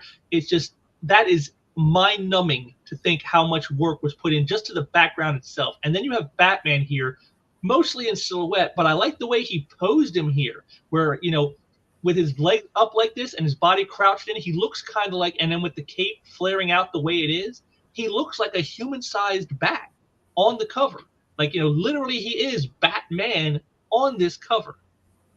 And I just loved the backgrounds here just blow me away. You almost don't even need, if Batman wasn't even on the cover and you just had the background, just the buildings, just be like, wow, this is amazing. And to me, that really blew me away with just the attention to the details that he puts in. I mean, we'll big up on this and just look at all that detail on all these buildings. I mean, how long was he at the drawing board with this image? How long did it take to get this done? I mean, to know he got this done in a month's time for the book is just incredible to see. And of course, it has probably my favorite Detective Comics font. I love the Detective Comics where the V is a bat. So that way it's letting you know it's Batman without actually putting his name on the cover. I always loved this font for the Detective Comics book when they had it like this. So, Pops, what are your thoughts? Oh yeah, you're in my sweet spot. You're in the 90s for sure. This is probably what, 91 or so. 91. And yeah, there's a couple in a row here that are just totally worthy. The cover right before it is this bright red cover as well. Super awesome stuff. Golden just had such an interesting style and different feel. The books are fun. Wolfman and Aparo, it's a good team. It's some fun stories. A lot of standalone stories and some good stuff. So yeah, love it. Good choice. Rihanna, your thoughts? Well, like I said, this was the year after I got out of it, but I do agree with you on the font. I like the font, though. My favorite font was the one from like the, Fever Break and Ratcatcher and all that and everything. Like that was my absolute favorite font. But this one, actually, this cover here is actually better than a lot of 1990 issues, because that was the last year that I stopped, because I got that year subscription you know, the Detective Comics in 1990. So this cover actually blows a lot of them away. I mean, yeah, I mean, I'm sure the story is really good, and I'll have to check some of these out when I get more time. But yeah, it's really a cool cover. I do like the detail, and you've never seen this one before. Yeah, it looks good. All right, very cool. Next up, number 15. James, I'm sorry, I have to dip out. I'm sorry, it's 9 my time. I got stuff I got. All right, nice to meet you, Pops. Later. Likewise, well, and good luck. Nice to meet you. Good luck getting a few of those books, man. You're in the sweet spot. Yeah, I'll let you know next time 90s. we talk. I'll let you know what I think of them. Thank you. Yeah, it's definitely some good stuff. And yeah, keep searching on those books. If you need help finding anything, let me know. I guess if I can move you and send your way for sure. Okay, thank you very much. Nice to meet you. And James, always great to hang out, my brother. Happy Batman to you. Happy Batman Day. This is great, man. This has been great, man. I appreciate it. All right, I will hook up with you later for some more stuff. Sounds good, man. Talk to you soon. Later. See you later. All right, so here are number 15. Now this is Detective Comics 603, and this is. Oh, I'm actually looking. This is one of the ones that I'm looking to get. It's that part of that story with the car. Remember? Yep. So this is the the third three-part story with it. This is part 3. This is the one where the demon Etrigan comes in, and what I love about this is just, again, it shows you how malleable Batman is. Here he is with a demon, you know, and yet it still works in the image. And again, Norm Brayfogle, great artist, one of the premier Batman artists of our generation, to be sure. You know, the cape, look at the cape here. The cape looks like it's almost alive. It's almost like it's a living thing, the way he draws that. And, you know, the way he does the splatter effects down here on the bottom and up here along the top on the side here. I love that too. It's just a great image, very powerful, I mean, the demon hanging on the gargoyles, Batman standing atop them. It just an image is just immediately it gets your attention, and it's just, again, very colorful, dark background, but then you got the brightness of the demon right here, just sucking you right in, and it's just an incredible issue. What are your thoughts, Rhiannon? What do you think of this issue? What do you think of this cover? Yeah, I think it's great. You know, here's the thing too, though. It's part of the 3-part story, and you said you like the 3rd part better. This was my favorite part of the 3-part story. Yes. Yeah. Okay. Well, I'm gonna try to get all 3 at the same time if I can. You know, I just have to be careful on the quality and everything. But yeah, it's definitely one I want to check out, though. It definitely looks good. It is a really cool cover too. Yeah, definitely. Okay, well, up next, number 14. Now, this is Mike Grell. And again, here you are, Batman with the horror touch. Yeah, I love. It does have a horror. Yes, it does. You know, Batman versus a vampire. It's it's just, you can't be. I think you don't see that every day. Here. Yep. And, you know, this is a 25 center, so this is probably like 1975. Yeah, it's definitely got to be mid-70s. Yeah. 75, 76.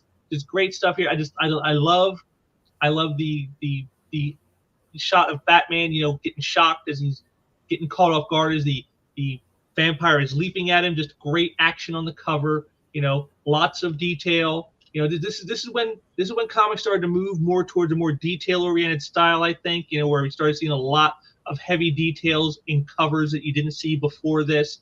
And again, for all those reasons, and again, just showing you how malleable Batman is. Here he is fighting a vampire, and yet you still believe it. It still works as a character. You can still say, yeah, I can buy this. So what do you think? What's your thoughts on the cover? Wow. I think it really is cool. I'm trying to find out the exact year. 76. Okay. It looks like it's January 10th, 1976 on this one. Yep. Okay. Yeah. Wow. 76. Wow. Star Wars didn't even come out yet. Yeah. Yep. So it looks like it was in the early part of 76. So it was probably made in 75. Yes. But it says January 76. So yeah, right after Jaws. Yeah. Wow. I think this is a really cool cover. I really like the, wow. I mean, it's, you can't, you know, like I said, you can't deny that. That's like really cool. It's got that horror feeling to it, you know, and it's got, you know, you don't see Batman versus the vampires every day, you know, so yeah, It's great. All right, well, next up, this is way back in the 60s here. We got Detective Comics number 298, the first appearance of Clayface. And again, this is by the great Sheldon Moldoff. He's one of those 60s artists who was doing a lot of the silly Batman stuff. But see, this shows you even back in the 60s when they were doing silly stuff, they still had that edge in a way that most other characters of the time didn't. And you see Batman fighting a creature of clay is just something, again, just not every day. And Robin's expression kind of covers exactly probably what people thought at the time when they saw this cover. They just couldn't believe this. And again, I love that they could, have fun with stuff like this, but yet still keep it, again, grounded enough so that you would believe it could happen. Like you could believe it's a monster made of clay that's out there. And I love Moldoff's style. It's again, it's very simplistic by today's standards, but back then, Moldoff style, this is like very highly detailed. I mean, you see all the line work, all the shading, all the way he does that clay-like look for Clayface. Wow. It's just incredible the amount of detail he put in.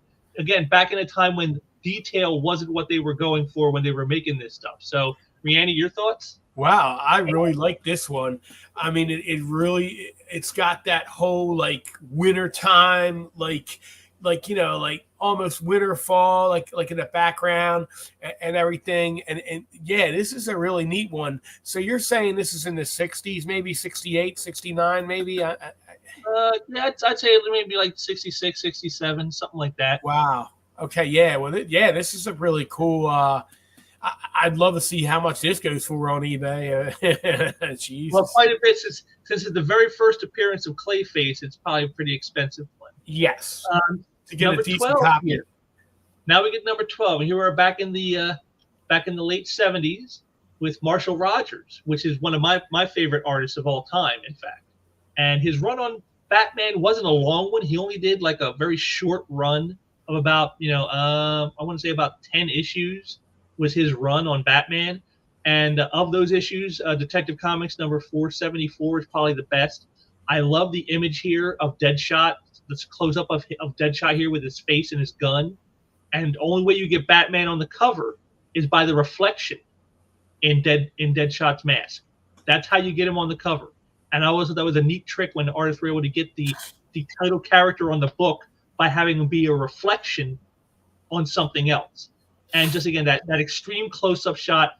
Marshall Rogers is one of the greatest draftsmen in comics history, and this shows you why. And just a great image here, just a great shot of both Deadshot and Batman, and again the bright red background, pushing it all forward, making it just stand out on the newsstands. What do you think, Rihanna? What's your thoughts on that? December of 77 here.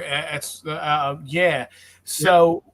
Wow. I mean, you're picking some pretty cool covers here. I mean, there hasn't been one there's some are better than others, but yeah, this is another good one here. I like the top part here, like right with the Batman over the detective writing over there. I think that's really cool. That's a nice touch. I've never seen that before. Yeah. So we do have the new DC logo on here because it is 77. So, and that's the logo that they would use like pretty much up until at least the 90s, I would think.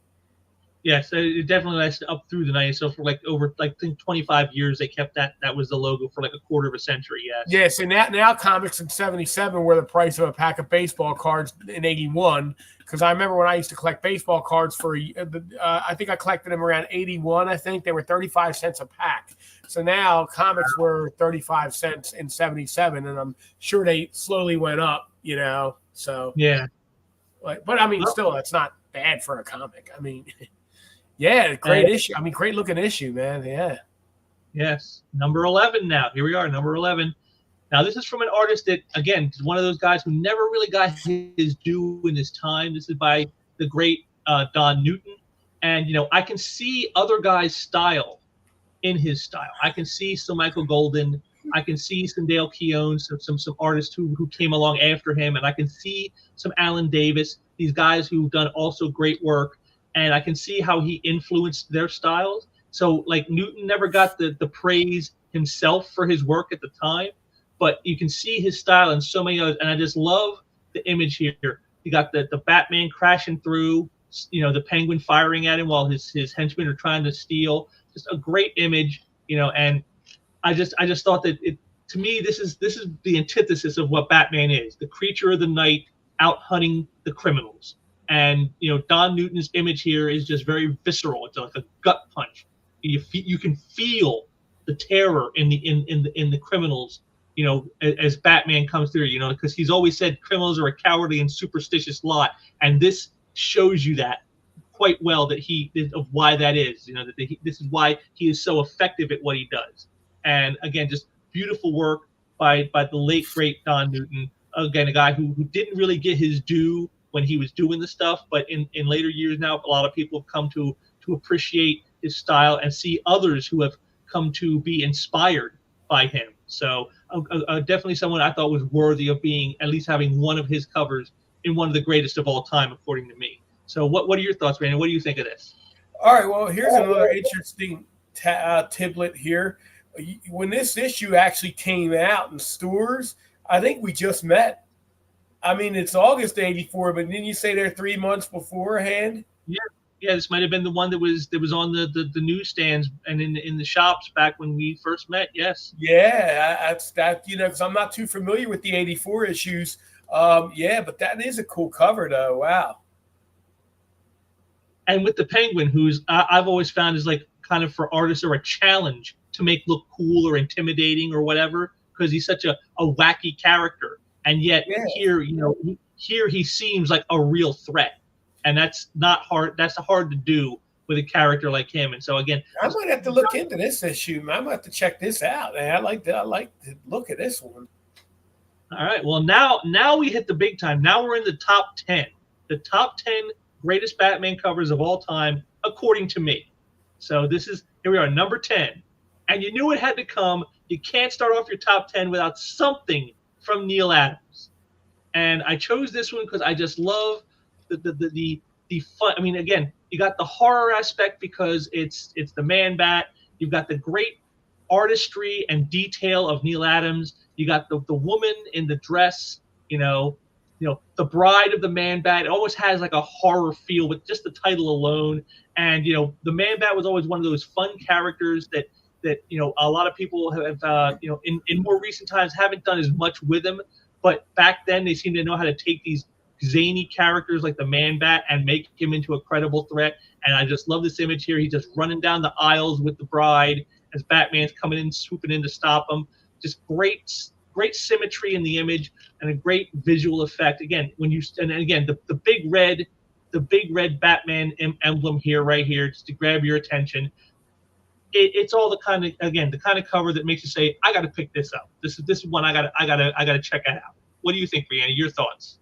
Yeah, wow, it does have that horror element to it. I mean, I've never seen this one. That's like you showed me a lot tonight that I've never seen before, and especially like the older ones.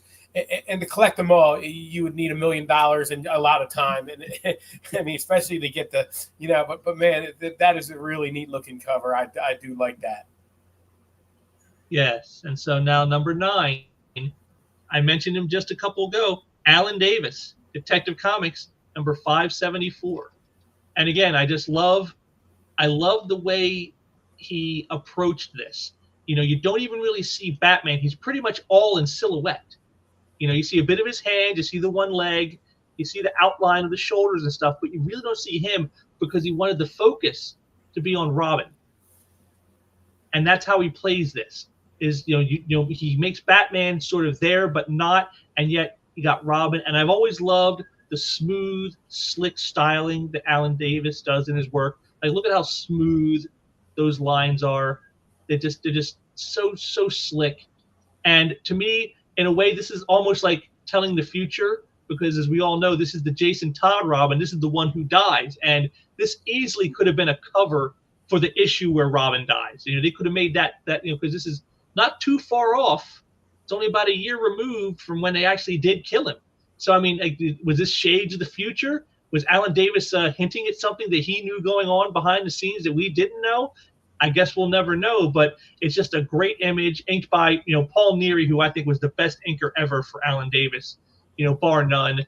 And I just love it. The driving rain, the fire in the background, Robin looking dead, and Batman all in silhouette. It's just a very intense image that just, again, makes you want to pick that book up. Randy, your thoughts?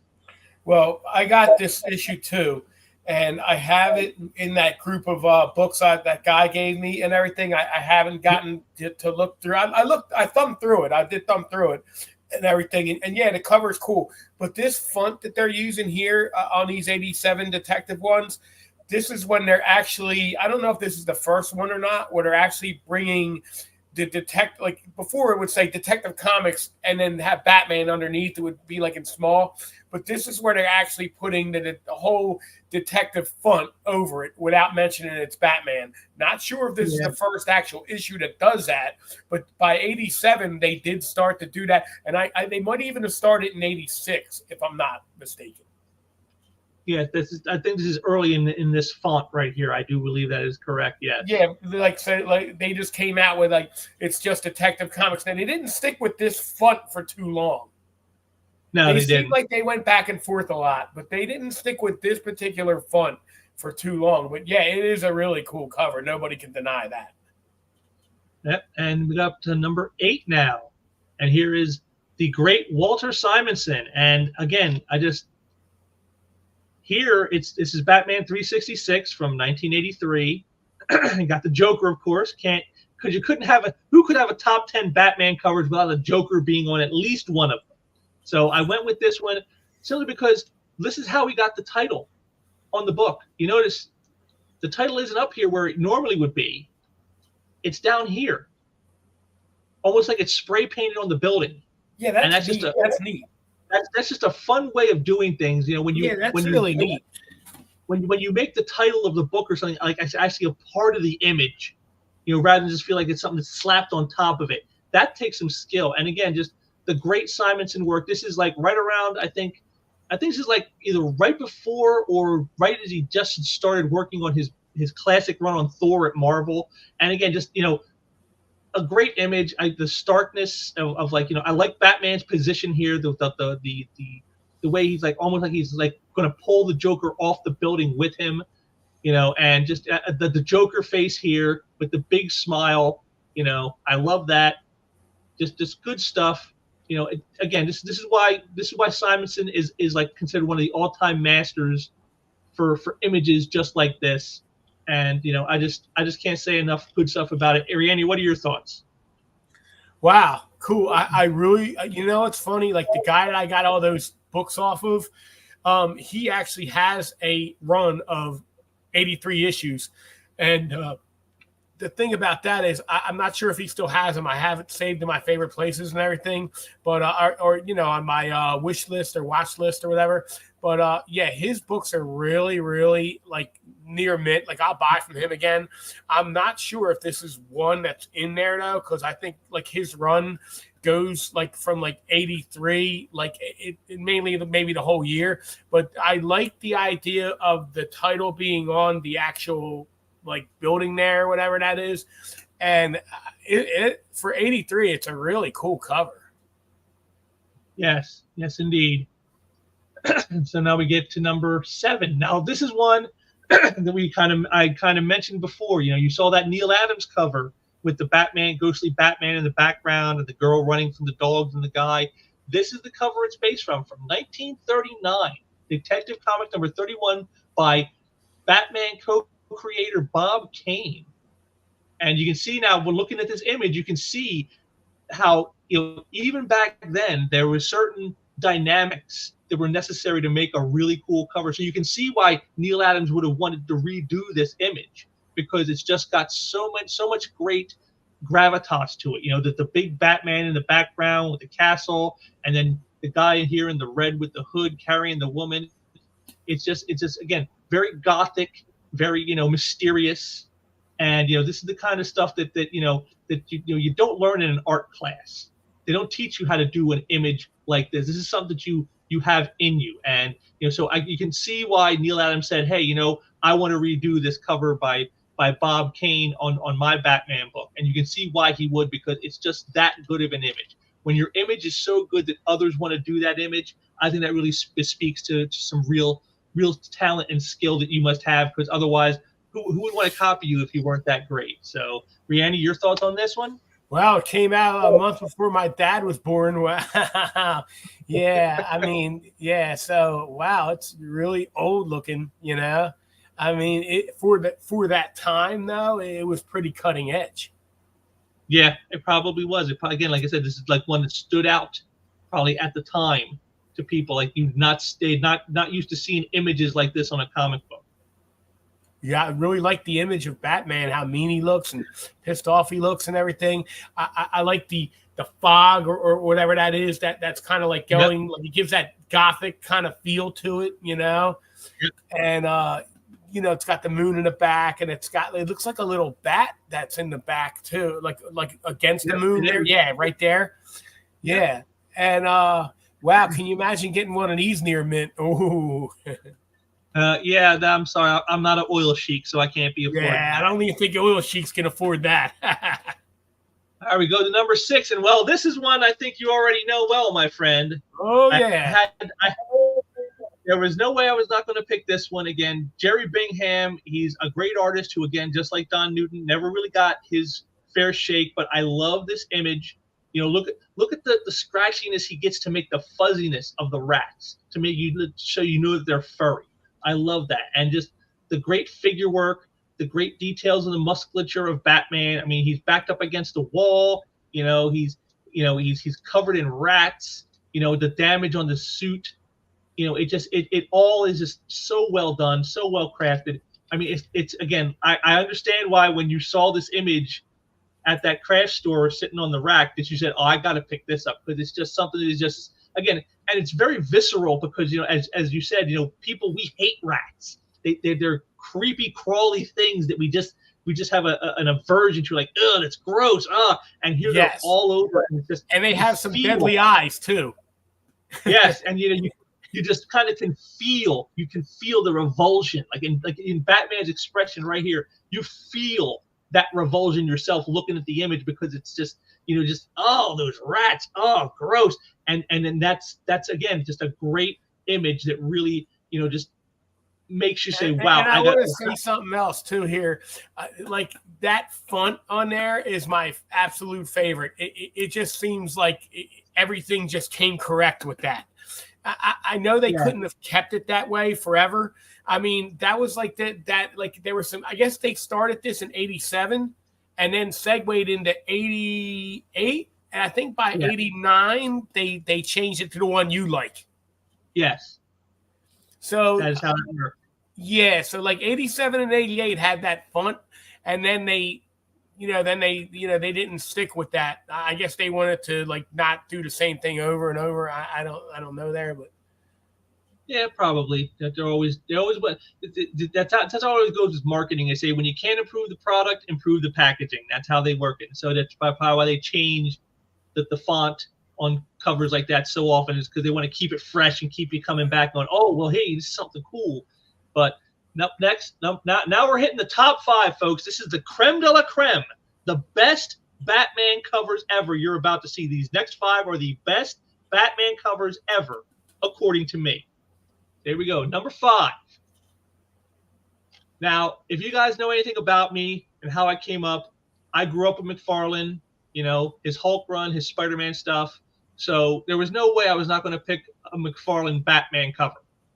And of course, he hasn't done many. He's only done a few. That's the thing. He's only done Batman a few scant times. So this is a guy with a very limited repertoire on Batman. And of all the ones that he did, the few that there are, I think this one is the best. I love the whole thing of him hanging on the tombstone, with of his parents, with bullet holes in it and a smoking gun. And again, this is something you don't really see much, is Batman with a gun is something that you just don't really see. And this was part of that year 2 storyline, and where he did have a gun. And I just, again, you see the McFarlane details, like down here in his lower part of the tombstone. And, and he more than anybody, I think, started this, is that whole thing with the cape being alive. I mean, look at the flaring and the layering of that cape. It's almost a character unto itself. And again, the McFarlane detail is there. This is when his renderings, weren't as detailed as they would later become, but like you can see the beginnings right here in this image, the beginnings of McFarlane that everybody would know by the late 80s and early 90s when he was the man. This is where it all begins, I think, is like with an image like this. And again, that orange background just pushing everything forward. And I like the shadowy bat here on this image. I like how they threw the shadowy bat into the title, with the font. That's just great stuff right there. Just an excellent image. Again, one of the top greatest Batman covers of all time, as far as I'm concerned. And what are your thoughts, Randy? What do you think? I actually have this issue. Real good issue too. Yeah, I actually like this cover. I think it's really cool, and I like the font. Even though, like I said, the font works with this for some reason, And yeah, this is a really good issue. This actually probably came out around May of '87, even though it's dated August '87. But yeah, so it came in that bulk of books that guy gave me, and my copy's like near mint and everything. So I mean, so yeah, it is. That is a cool cover. I do like that for sure. So now number 4. Now, this is one that my artist friend Aaron Lepresti would be impressed with, because it's by his favorite artist, the great Bernie Wrightson, who's most known for his work on Swamp Thing. And again, just as I said a couple times already, it shows how malleable Batman is. Because here you got a spooky-looking guy with a stagecoach. This looks like something like from the 1800s, an 1800s type character image. And yet you have Batman in there, and it works. You can still buy it. And, again, Bernie's shadows, the heart. I mean, look at the face of this horse. Just the face of the horse alone. I mean, it's pure terror in this face. This is true horror. And Bernie Wrightson was a master of horror, and the level of detail. Again, now this is a 20-cent book, so this is like in the early 70s, like I think 72, I believe. Yep, see right down there, he even got it signed. Bernie Wrightson, 1972. So yes, this is from like 72. Again, this is when they really started to amp up the details in images like this. And Bernie Wrightson was right there at the forefront of that. And again, just an image of Batman on a stagecoach with a horrific looking horse and driver. Again, the horror aspect, the gothic aspect. Of times gone by. Like I said, the 1800s. You could buy Batman existing in the 1800s with an image like this. Just a really, really great image by one of the masters of horror, the great Bernie Wrightson. What are your thoughts, Andy? What do you think of this? The character. Came out the year I was born. The character, the green character on there looks like something out of Scooby-Doo, like one of those characters that they used to have. And then you pull like the mask off, and it's like somebody that they already showed before. But yeah, it is a neat cover though. It does have that like another like that gothic horror type feel to it, Yeah. And that's what I liked about Batman covers too, because like as opposed to Superman, my other favorite one too, like my other favorite comic character. But Batman's covers were more my speed. Like they had more of like the crime stuff, and I mean Superman's was good too in its own right, but they weren't like there was just something about the Batman covers that were really kind of like aiming at my speed, Well, you said it has that horror aspect to it, that darkness, the yes. crime noir, that kind of thing. Yeah, I can definitely see that. Yeah, and that's definitely not something you're going to get in most Superman fare. Yes, that is definitely much more something you're going to get from Batman. Right. Okay, and on to number 3. Now we're in the top 3. Number 3, the third best cover ever in the history of Batman, according to me. Once again, the great Neil Adams with Batman number 244 with Ra's al Ghul. I love this. The way, again, look at the hair on the body. That's just incredible. The expression of the face, and just, the sword in the sand as Ra's al Ghul holds the Batman costume. Just again, to me, this is like this is where the ultimate end of how their battles would go. And just,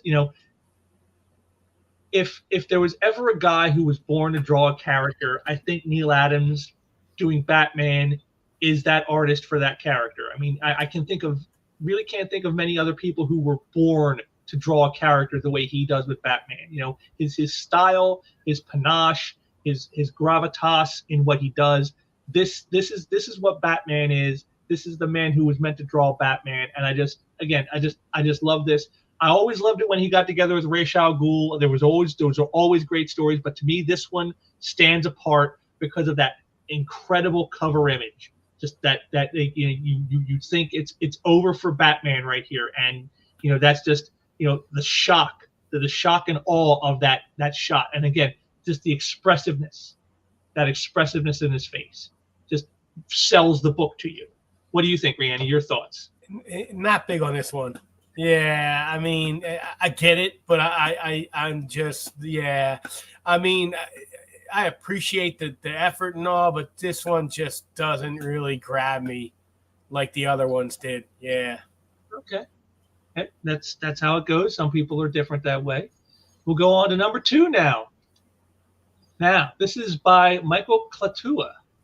And again, a guy who didn't do a whole lot of Batman stuff, but this cover to Detective Comics, number 423, again, another 70s book. And just, again, it's Batman with a gun. And I think this blurb right here explains exactly why this cover resonates and why it's so cool. Why has the Batman, who has sworn never to use a gun, turned into an assassin?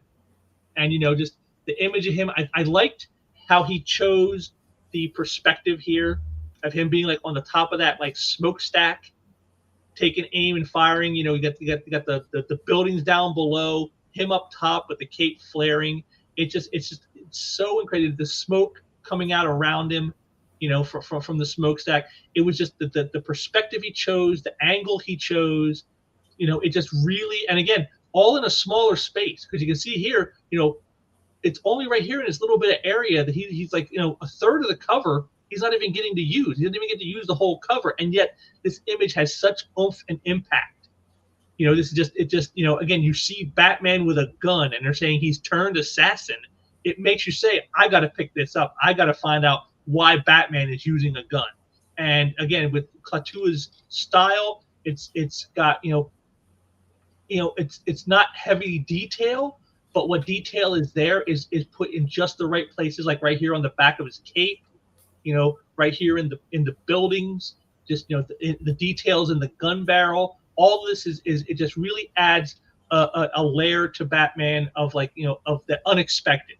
This is the Batman cover you would never have expected to see. You would never expect to see Batman doing this, and that alone makes it one of the best Batman covers of all time, in my opinion. Your thoughts, Rhiannon? Not bad. From May of 72. Wow. It does look pretty cool. I mean, like you said, it's one of the rare instances you see Batman with a gun and everything. And I liked it better than the last one we saw, though. Yeah, it's not bad. Not a bad cover. Okay. I bet it goes for a lot on eBay. Oh, I'm sure it does. I'm sure it does at high grade. But now we come to the pinnacle, the number one, the greatest Batman cover ever done, according to me. So this is you don't get better than this. I don't think this can ever be topped. And here we are, Batman 404. Is anyone surprised? Batman 404 from the Year One storyline by David Mazzucchelli. From 1987. Frank Miller's story. Just and now you might think to yourself, well, James, why are you picking this issue? I mean, there's even no Batman on it. It's the only thing is Bruce Wayne is a kid. He's not even Batman. How could it be the best Batman cover without Batman? To me, what makes this the greatest Batman cover ever is that this is the heart of what Batman is. This is the core of what he's about. He's a kid who lost his parents to crime and now fights that crime so that no one else suffers the way he suffers every day. And this image is just the starkness of this image. You see the dead parents on the ground, the blood spatter, and the kid on his knees, just like basically wondering why is this happening to me? Why is this the case? And it speaks right to the heart of who Batman is and why he is and why he does what he does. And so for me, the symbolism, just the mere symbolism of this image alone makes it the greatest Batman cover of all time. And then you add in the great fine work of David Mazzucchelli. I mean, you again, the positionings of the bodies, the husband reaching to the wife sort of reaching to the child. I mean, it's all, just so emotionally charged. And you're never going to get an image as simple as this with such impact, and that's what this does for me. So, Rhiannon, what are your thoughts? Yeah, pretty disturbing cover there. I do know this one. I don't have it. I've seen this one before. I like the font on it and everything. And like you said, anybody who knows the history of Batman as far as his parents getting killed and everything, like, this is a pretty standout cover. And it's not a lot of, like, artsy detail to, it's just it's a basic, and like you said, it has Batman on the cover, but not in the way that we know him. It's, if you know the story and you know how he became, it is definitely an interesting cover. So wow, it's a good one. And there we go, folks. The top 30 greatest Batman covers ever done, according to me. So hey, I thought you definitely would have threw Corrosive Man, the second one, in there, where that thing's coming across the fence and pulling him in. I was waiting to see that one.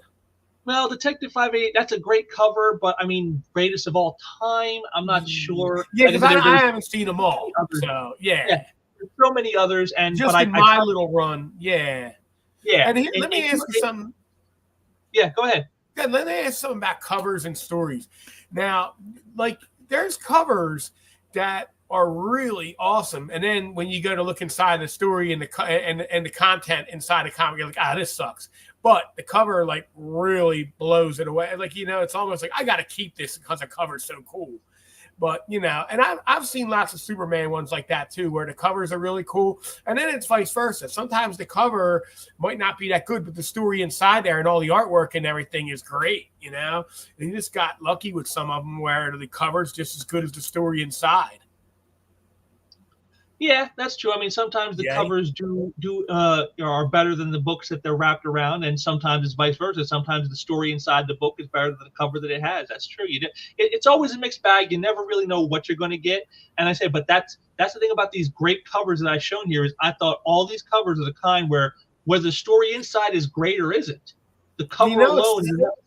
The cover alone is enough to make you want to pick it up to find out. That's the key. You want to make a cover that will impact people enough to go, I want to find out what's underneath this cover. And that's what it's really funny. And it's funny too, because like back in the day, like you can go to a newsstand and you can look through the comic. You can read the whole thing right there. Like most of those bookstores, like Walden Books and everything that sold those comics and everything, they didn't give it a rat's ass if you look there. Because I'd go in there and read books and they didn't care.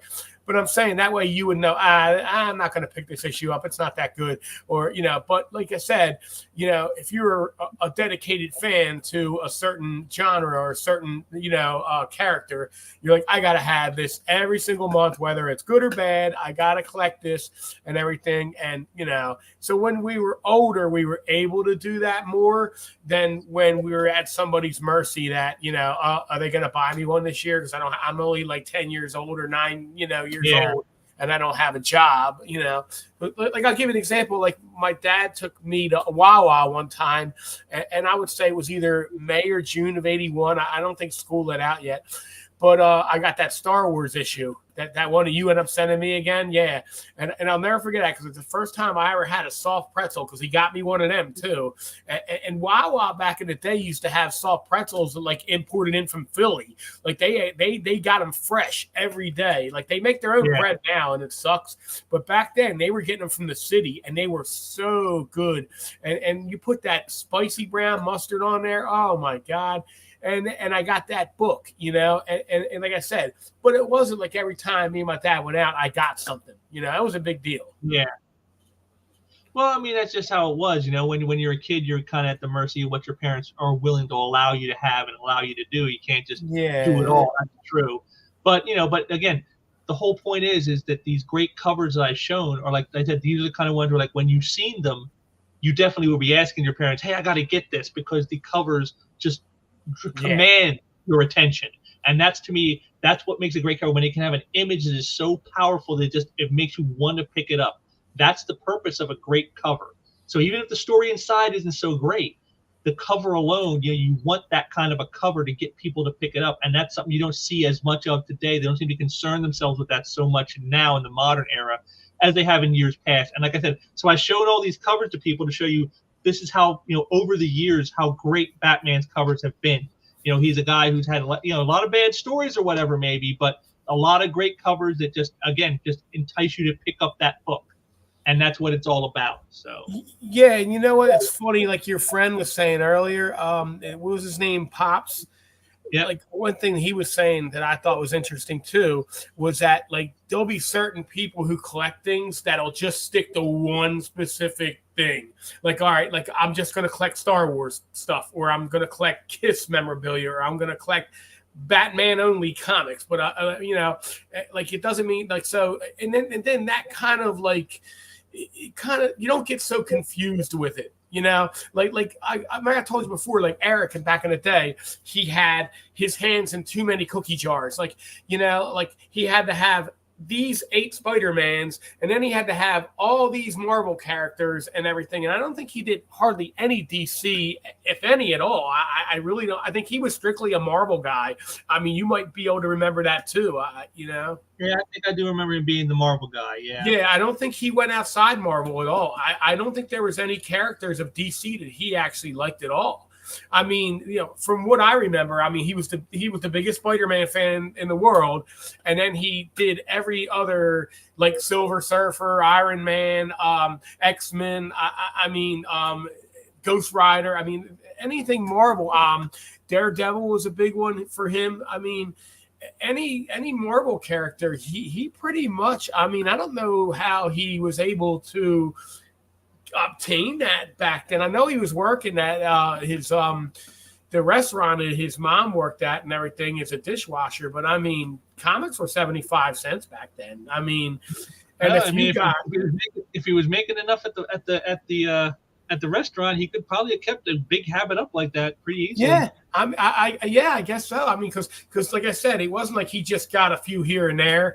I mean, he was a monthly collector. I do remember that about him. I mean, he would go to that Between bookstore in Delaware with Craig, and he would have he would have them all on hold, and anywhere he can get them. I mean, I got to reach out to him and see if he still has his collection. I know his collection was pretty massive, but I don't know like when he stopped.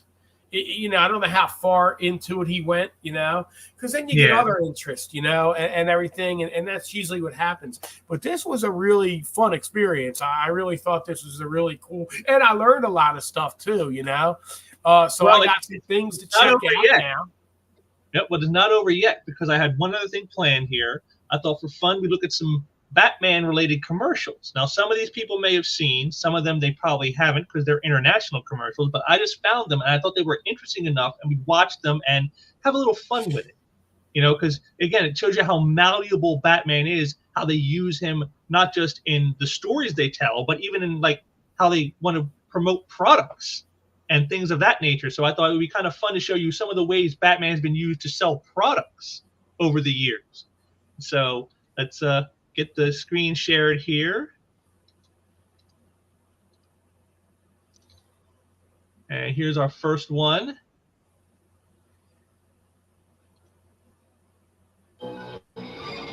News alert. Someone is stealing Gotham City's power supply. Danger of citywide blackout. When you want a Diet Coke, you want a Diet Coke.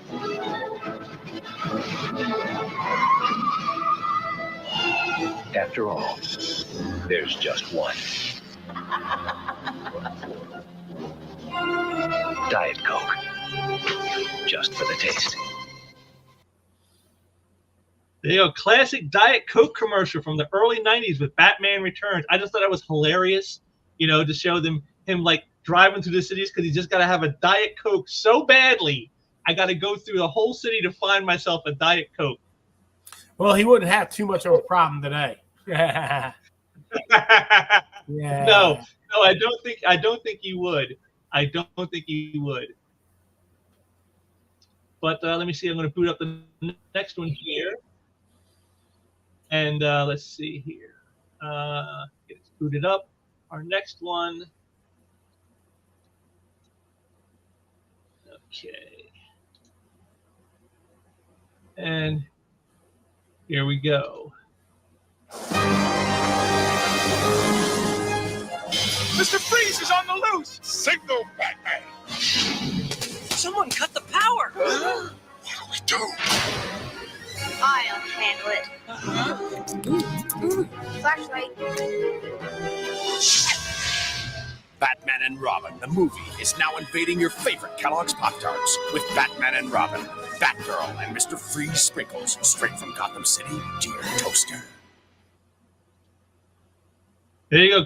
Pop-Tarts. Batman Pop-Tarts. I love that commercial because if you watch it, the kid holds out the Pop-Tart. You see how big it is. And he smoothly bites it into a bat shape somehow. And then when he holds up the bat shape, it's actually bigger than the Pop-Tart was. That's hilarious. Was this the one with Alicia Silverstone in it? Yes, this is the Batman and Robin, the George Clooney Batman. Yes. Yeah. Okay. I thought so. Yeah.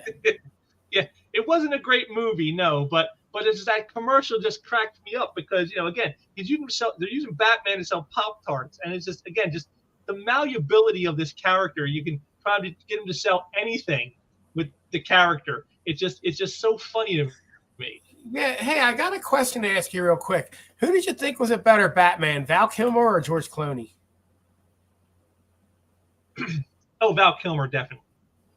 Yeah, I mean, he wasn't a great Batman, but his Bruce Wayne was really good. I loved his Bruce Wayne. Val Kilmer's Bruce Wayne was great, and Clooney, I didn't buy him as Wayne or as Batman, so I definitely can't say he was one.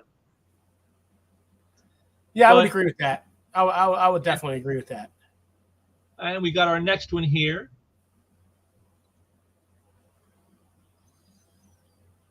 Oh, Christ. Somos la nueva galleta. Toda la fuerza de... Esta poderosa galleta de chocolate, deliciosamente rellena. Galleta.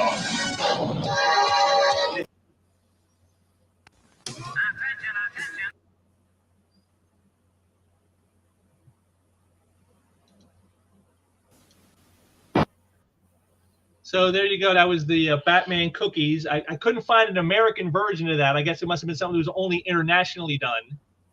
But I just thought, again, the first one.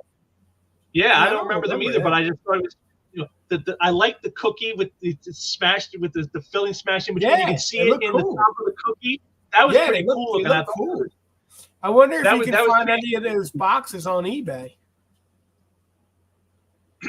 I bet you if you did, they'd be expensive because, again, this is like you saw it was from the first Batman movie from '89. So this is like, I wouldn't recommend trying to eat the cookies. Nah, I don't think today. I would do that. I would definitely not recommend that. Yeah, I think that's more for like memorabilia purposes only. Yeah, I think that would be more for like memorabilia purposes. Definitely.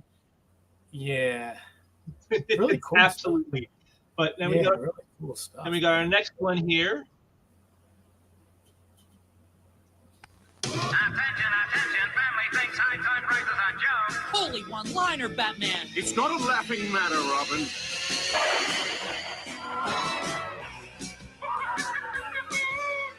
Drop your punchline, Joker. Listen, folks, only at Zellers are you protected by... The law of Toyland. Nobody beats Zellers prices on toys. Nobody. Well said, Robin. You're protected at Zellers because the lowest price is the law.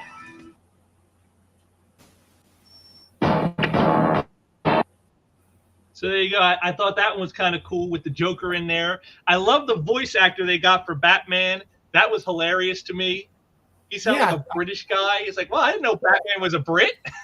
Yeah, I thought the artwork for that was really cool. Like the cartoon and everything. Like the actual animation was really cool. Yeah, the animation was really cool in that. Wow. So yeah, I definitely that one. That was again just another fun one I found trolling through Batman ads, and I saw that and I just started cracking up. And I didn't say, but just hearing that Batman voice, again, you might have expected maybe like someone to sound like Michael Keaton, or you might expect someone to sound like Adam West, and there's just this British voice coming out. You're like, what is this? Hey, I got something to tell you real quick. A little tidbit, a little trivia here for you.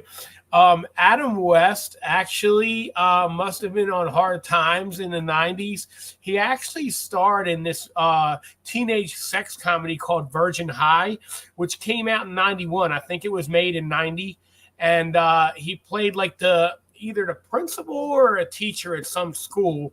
And it basically took place at some school and everything. And I was just thinking like, wow, this guy's really hitting an all-time low here, man. I guess his water bill was due that month. I don't know, Probably something like that. Yeah. But I just thought I'd throw that out there. He'd been in some movies and stuff, And then here we go with our next one here.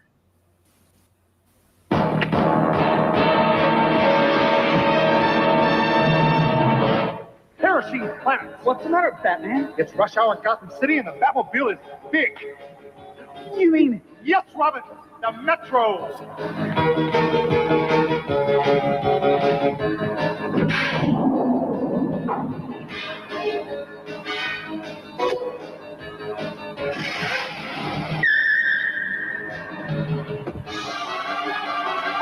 Welcome to Jehoshaphat. You weren't kidding about the traffic, Batman. Yep. Like we've got the Metro. This little flyer sure is great for these city streets, Batman. And we're going to make it to City Hall in plenty of time. Whoa! Gotcha, Penguin. When you've got to pick up a penguin, Metro gets you going. How about that one? I like the actual throwback to it. That was a really neat. I thought they did a really good job with the they did throwback. a really good job of aping the 60s TV show. Absolutely. But even up to the thing where they jump out the car and they're running up the steps, just like in the old 60s show. I thought that was really neat. Another movie I was going to tell you that Adam West was actually in was 1982's One Dark Night, formerly known as Rest in Peace. And they changed the name. And the guy who directed Friday the 13th Part 6, Jason Lives, directed One Dark Night. And he plays an older character. Well, of course he had to. I think he plays I'm not sure if it's a dean or a father of one of the characters and everything. But yeah, that was like some of the work that he was getting in the 80s. Yeah. Well, it's funny you keep bringing up Adam West because the final commercial I have here features Adam West. One that I'm sure probably none of us ever remember seeing because it was from 1973. But I thought this was I thought it was the best way to end this segment with Adam West himself. Here we go.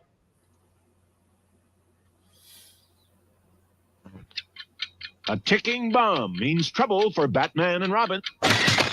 Holy, breaking and entering. It's Batgirl. Quick, Batgirl. Untie us before it's too late. It's already too late. I've worked for you a long time, and I'm paid less than Robin. Same job, same employer means equal pay for men and women. No time for jokes, Batgirl. It's no joke. It's the federal equal pay law. Holy act of Congress. If you're not getting equal pay, contact the Wage and Hour Division, U.S. Department of Labor. An ad for the U.S. government. They used Adam West Batman. They got together after several years after the show's off the air, and they got all three of them together to do this ad. That's hilarious to me. Wow. And I loved the shot that he took at her when she says like how equal work for equal equal pay for equal work whether you're a man or a woman. It's like, Batgirl, we don't have time for jokes. Yeah. That definitely is not. That was a timing issue there. It's like, wow. I've never seen that commercial before. It's really cool, and the quality for 73 looked really good. Yeah, Yeah, but I just saw that one, and that was the one that blew me away more than any other. I just love that. That's hilarious. Yeah, I actually like that one too. Yeah, that was the best one. Yeah. Oh, you know, Yeah, well, listen, man, I had a great time tonight, man. This was good, man. Reminiscing about all this stuff and celebrating Batman and his 85 years and Yeah. wow. Hey, listen, You know, man, we tore it up, man. Yes, we did. So I want to thank my guests here. You know, at the end of the show here, I want to thank my guest Rihanny 14 for joining me tonight, having some good time. Also want to thank my friend Pop who was here earlier. To tell you all guys, make sure to go down there in the links below. I got a link to Pop's channel. Head over and check out some of his content. He actually did a Batman Day video with someone else today. So you go over and check that out on his channel. Also, I got my links down there to my stuff, so you can check out the stuff I'm doing here. In fact, just this past week, I did a Why It's Great segment of one of my things I do around here where I take an issue from the past and talk about why it's so cool.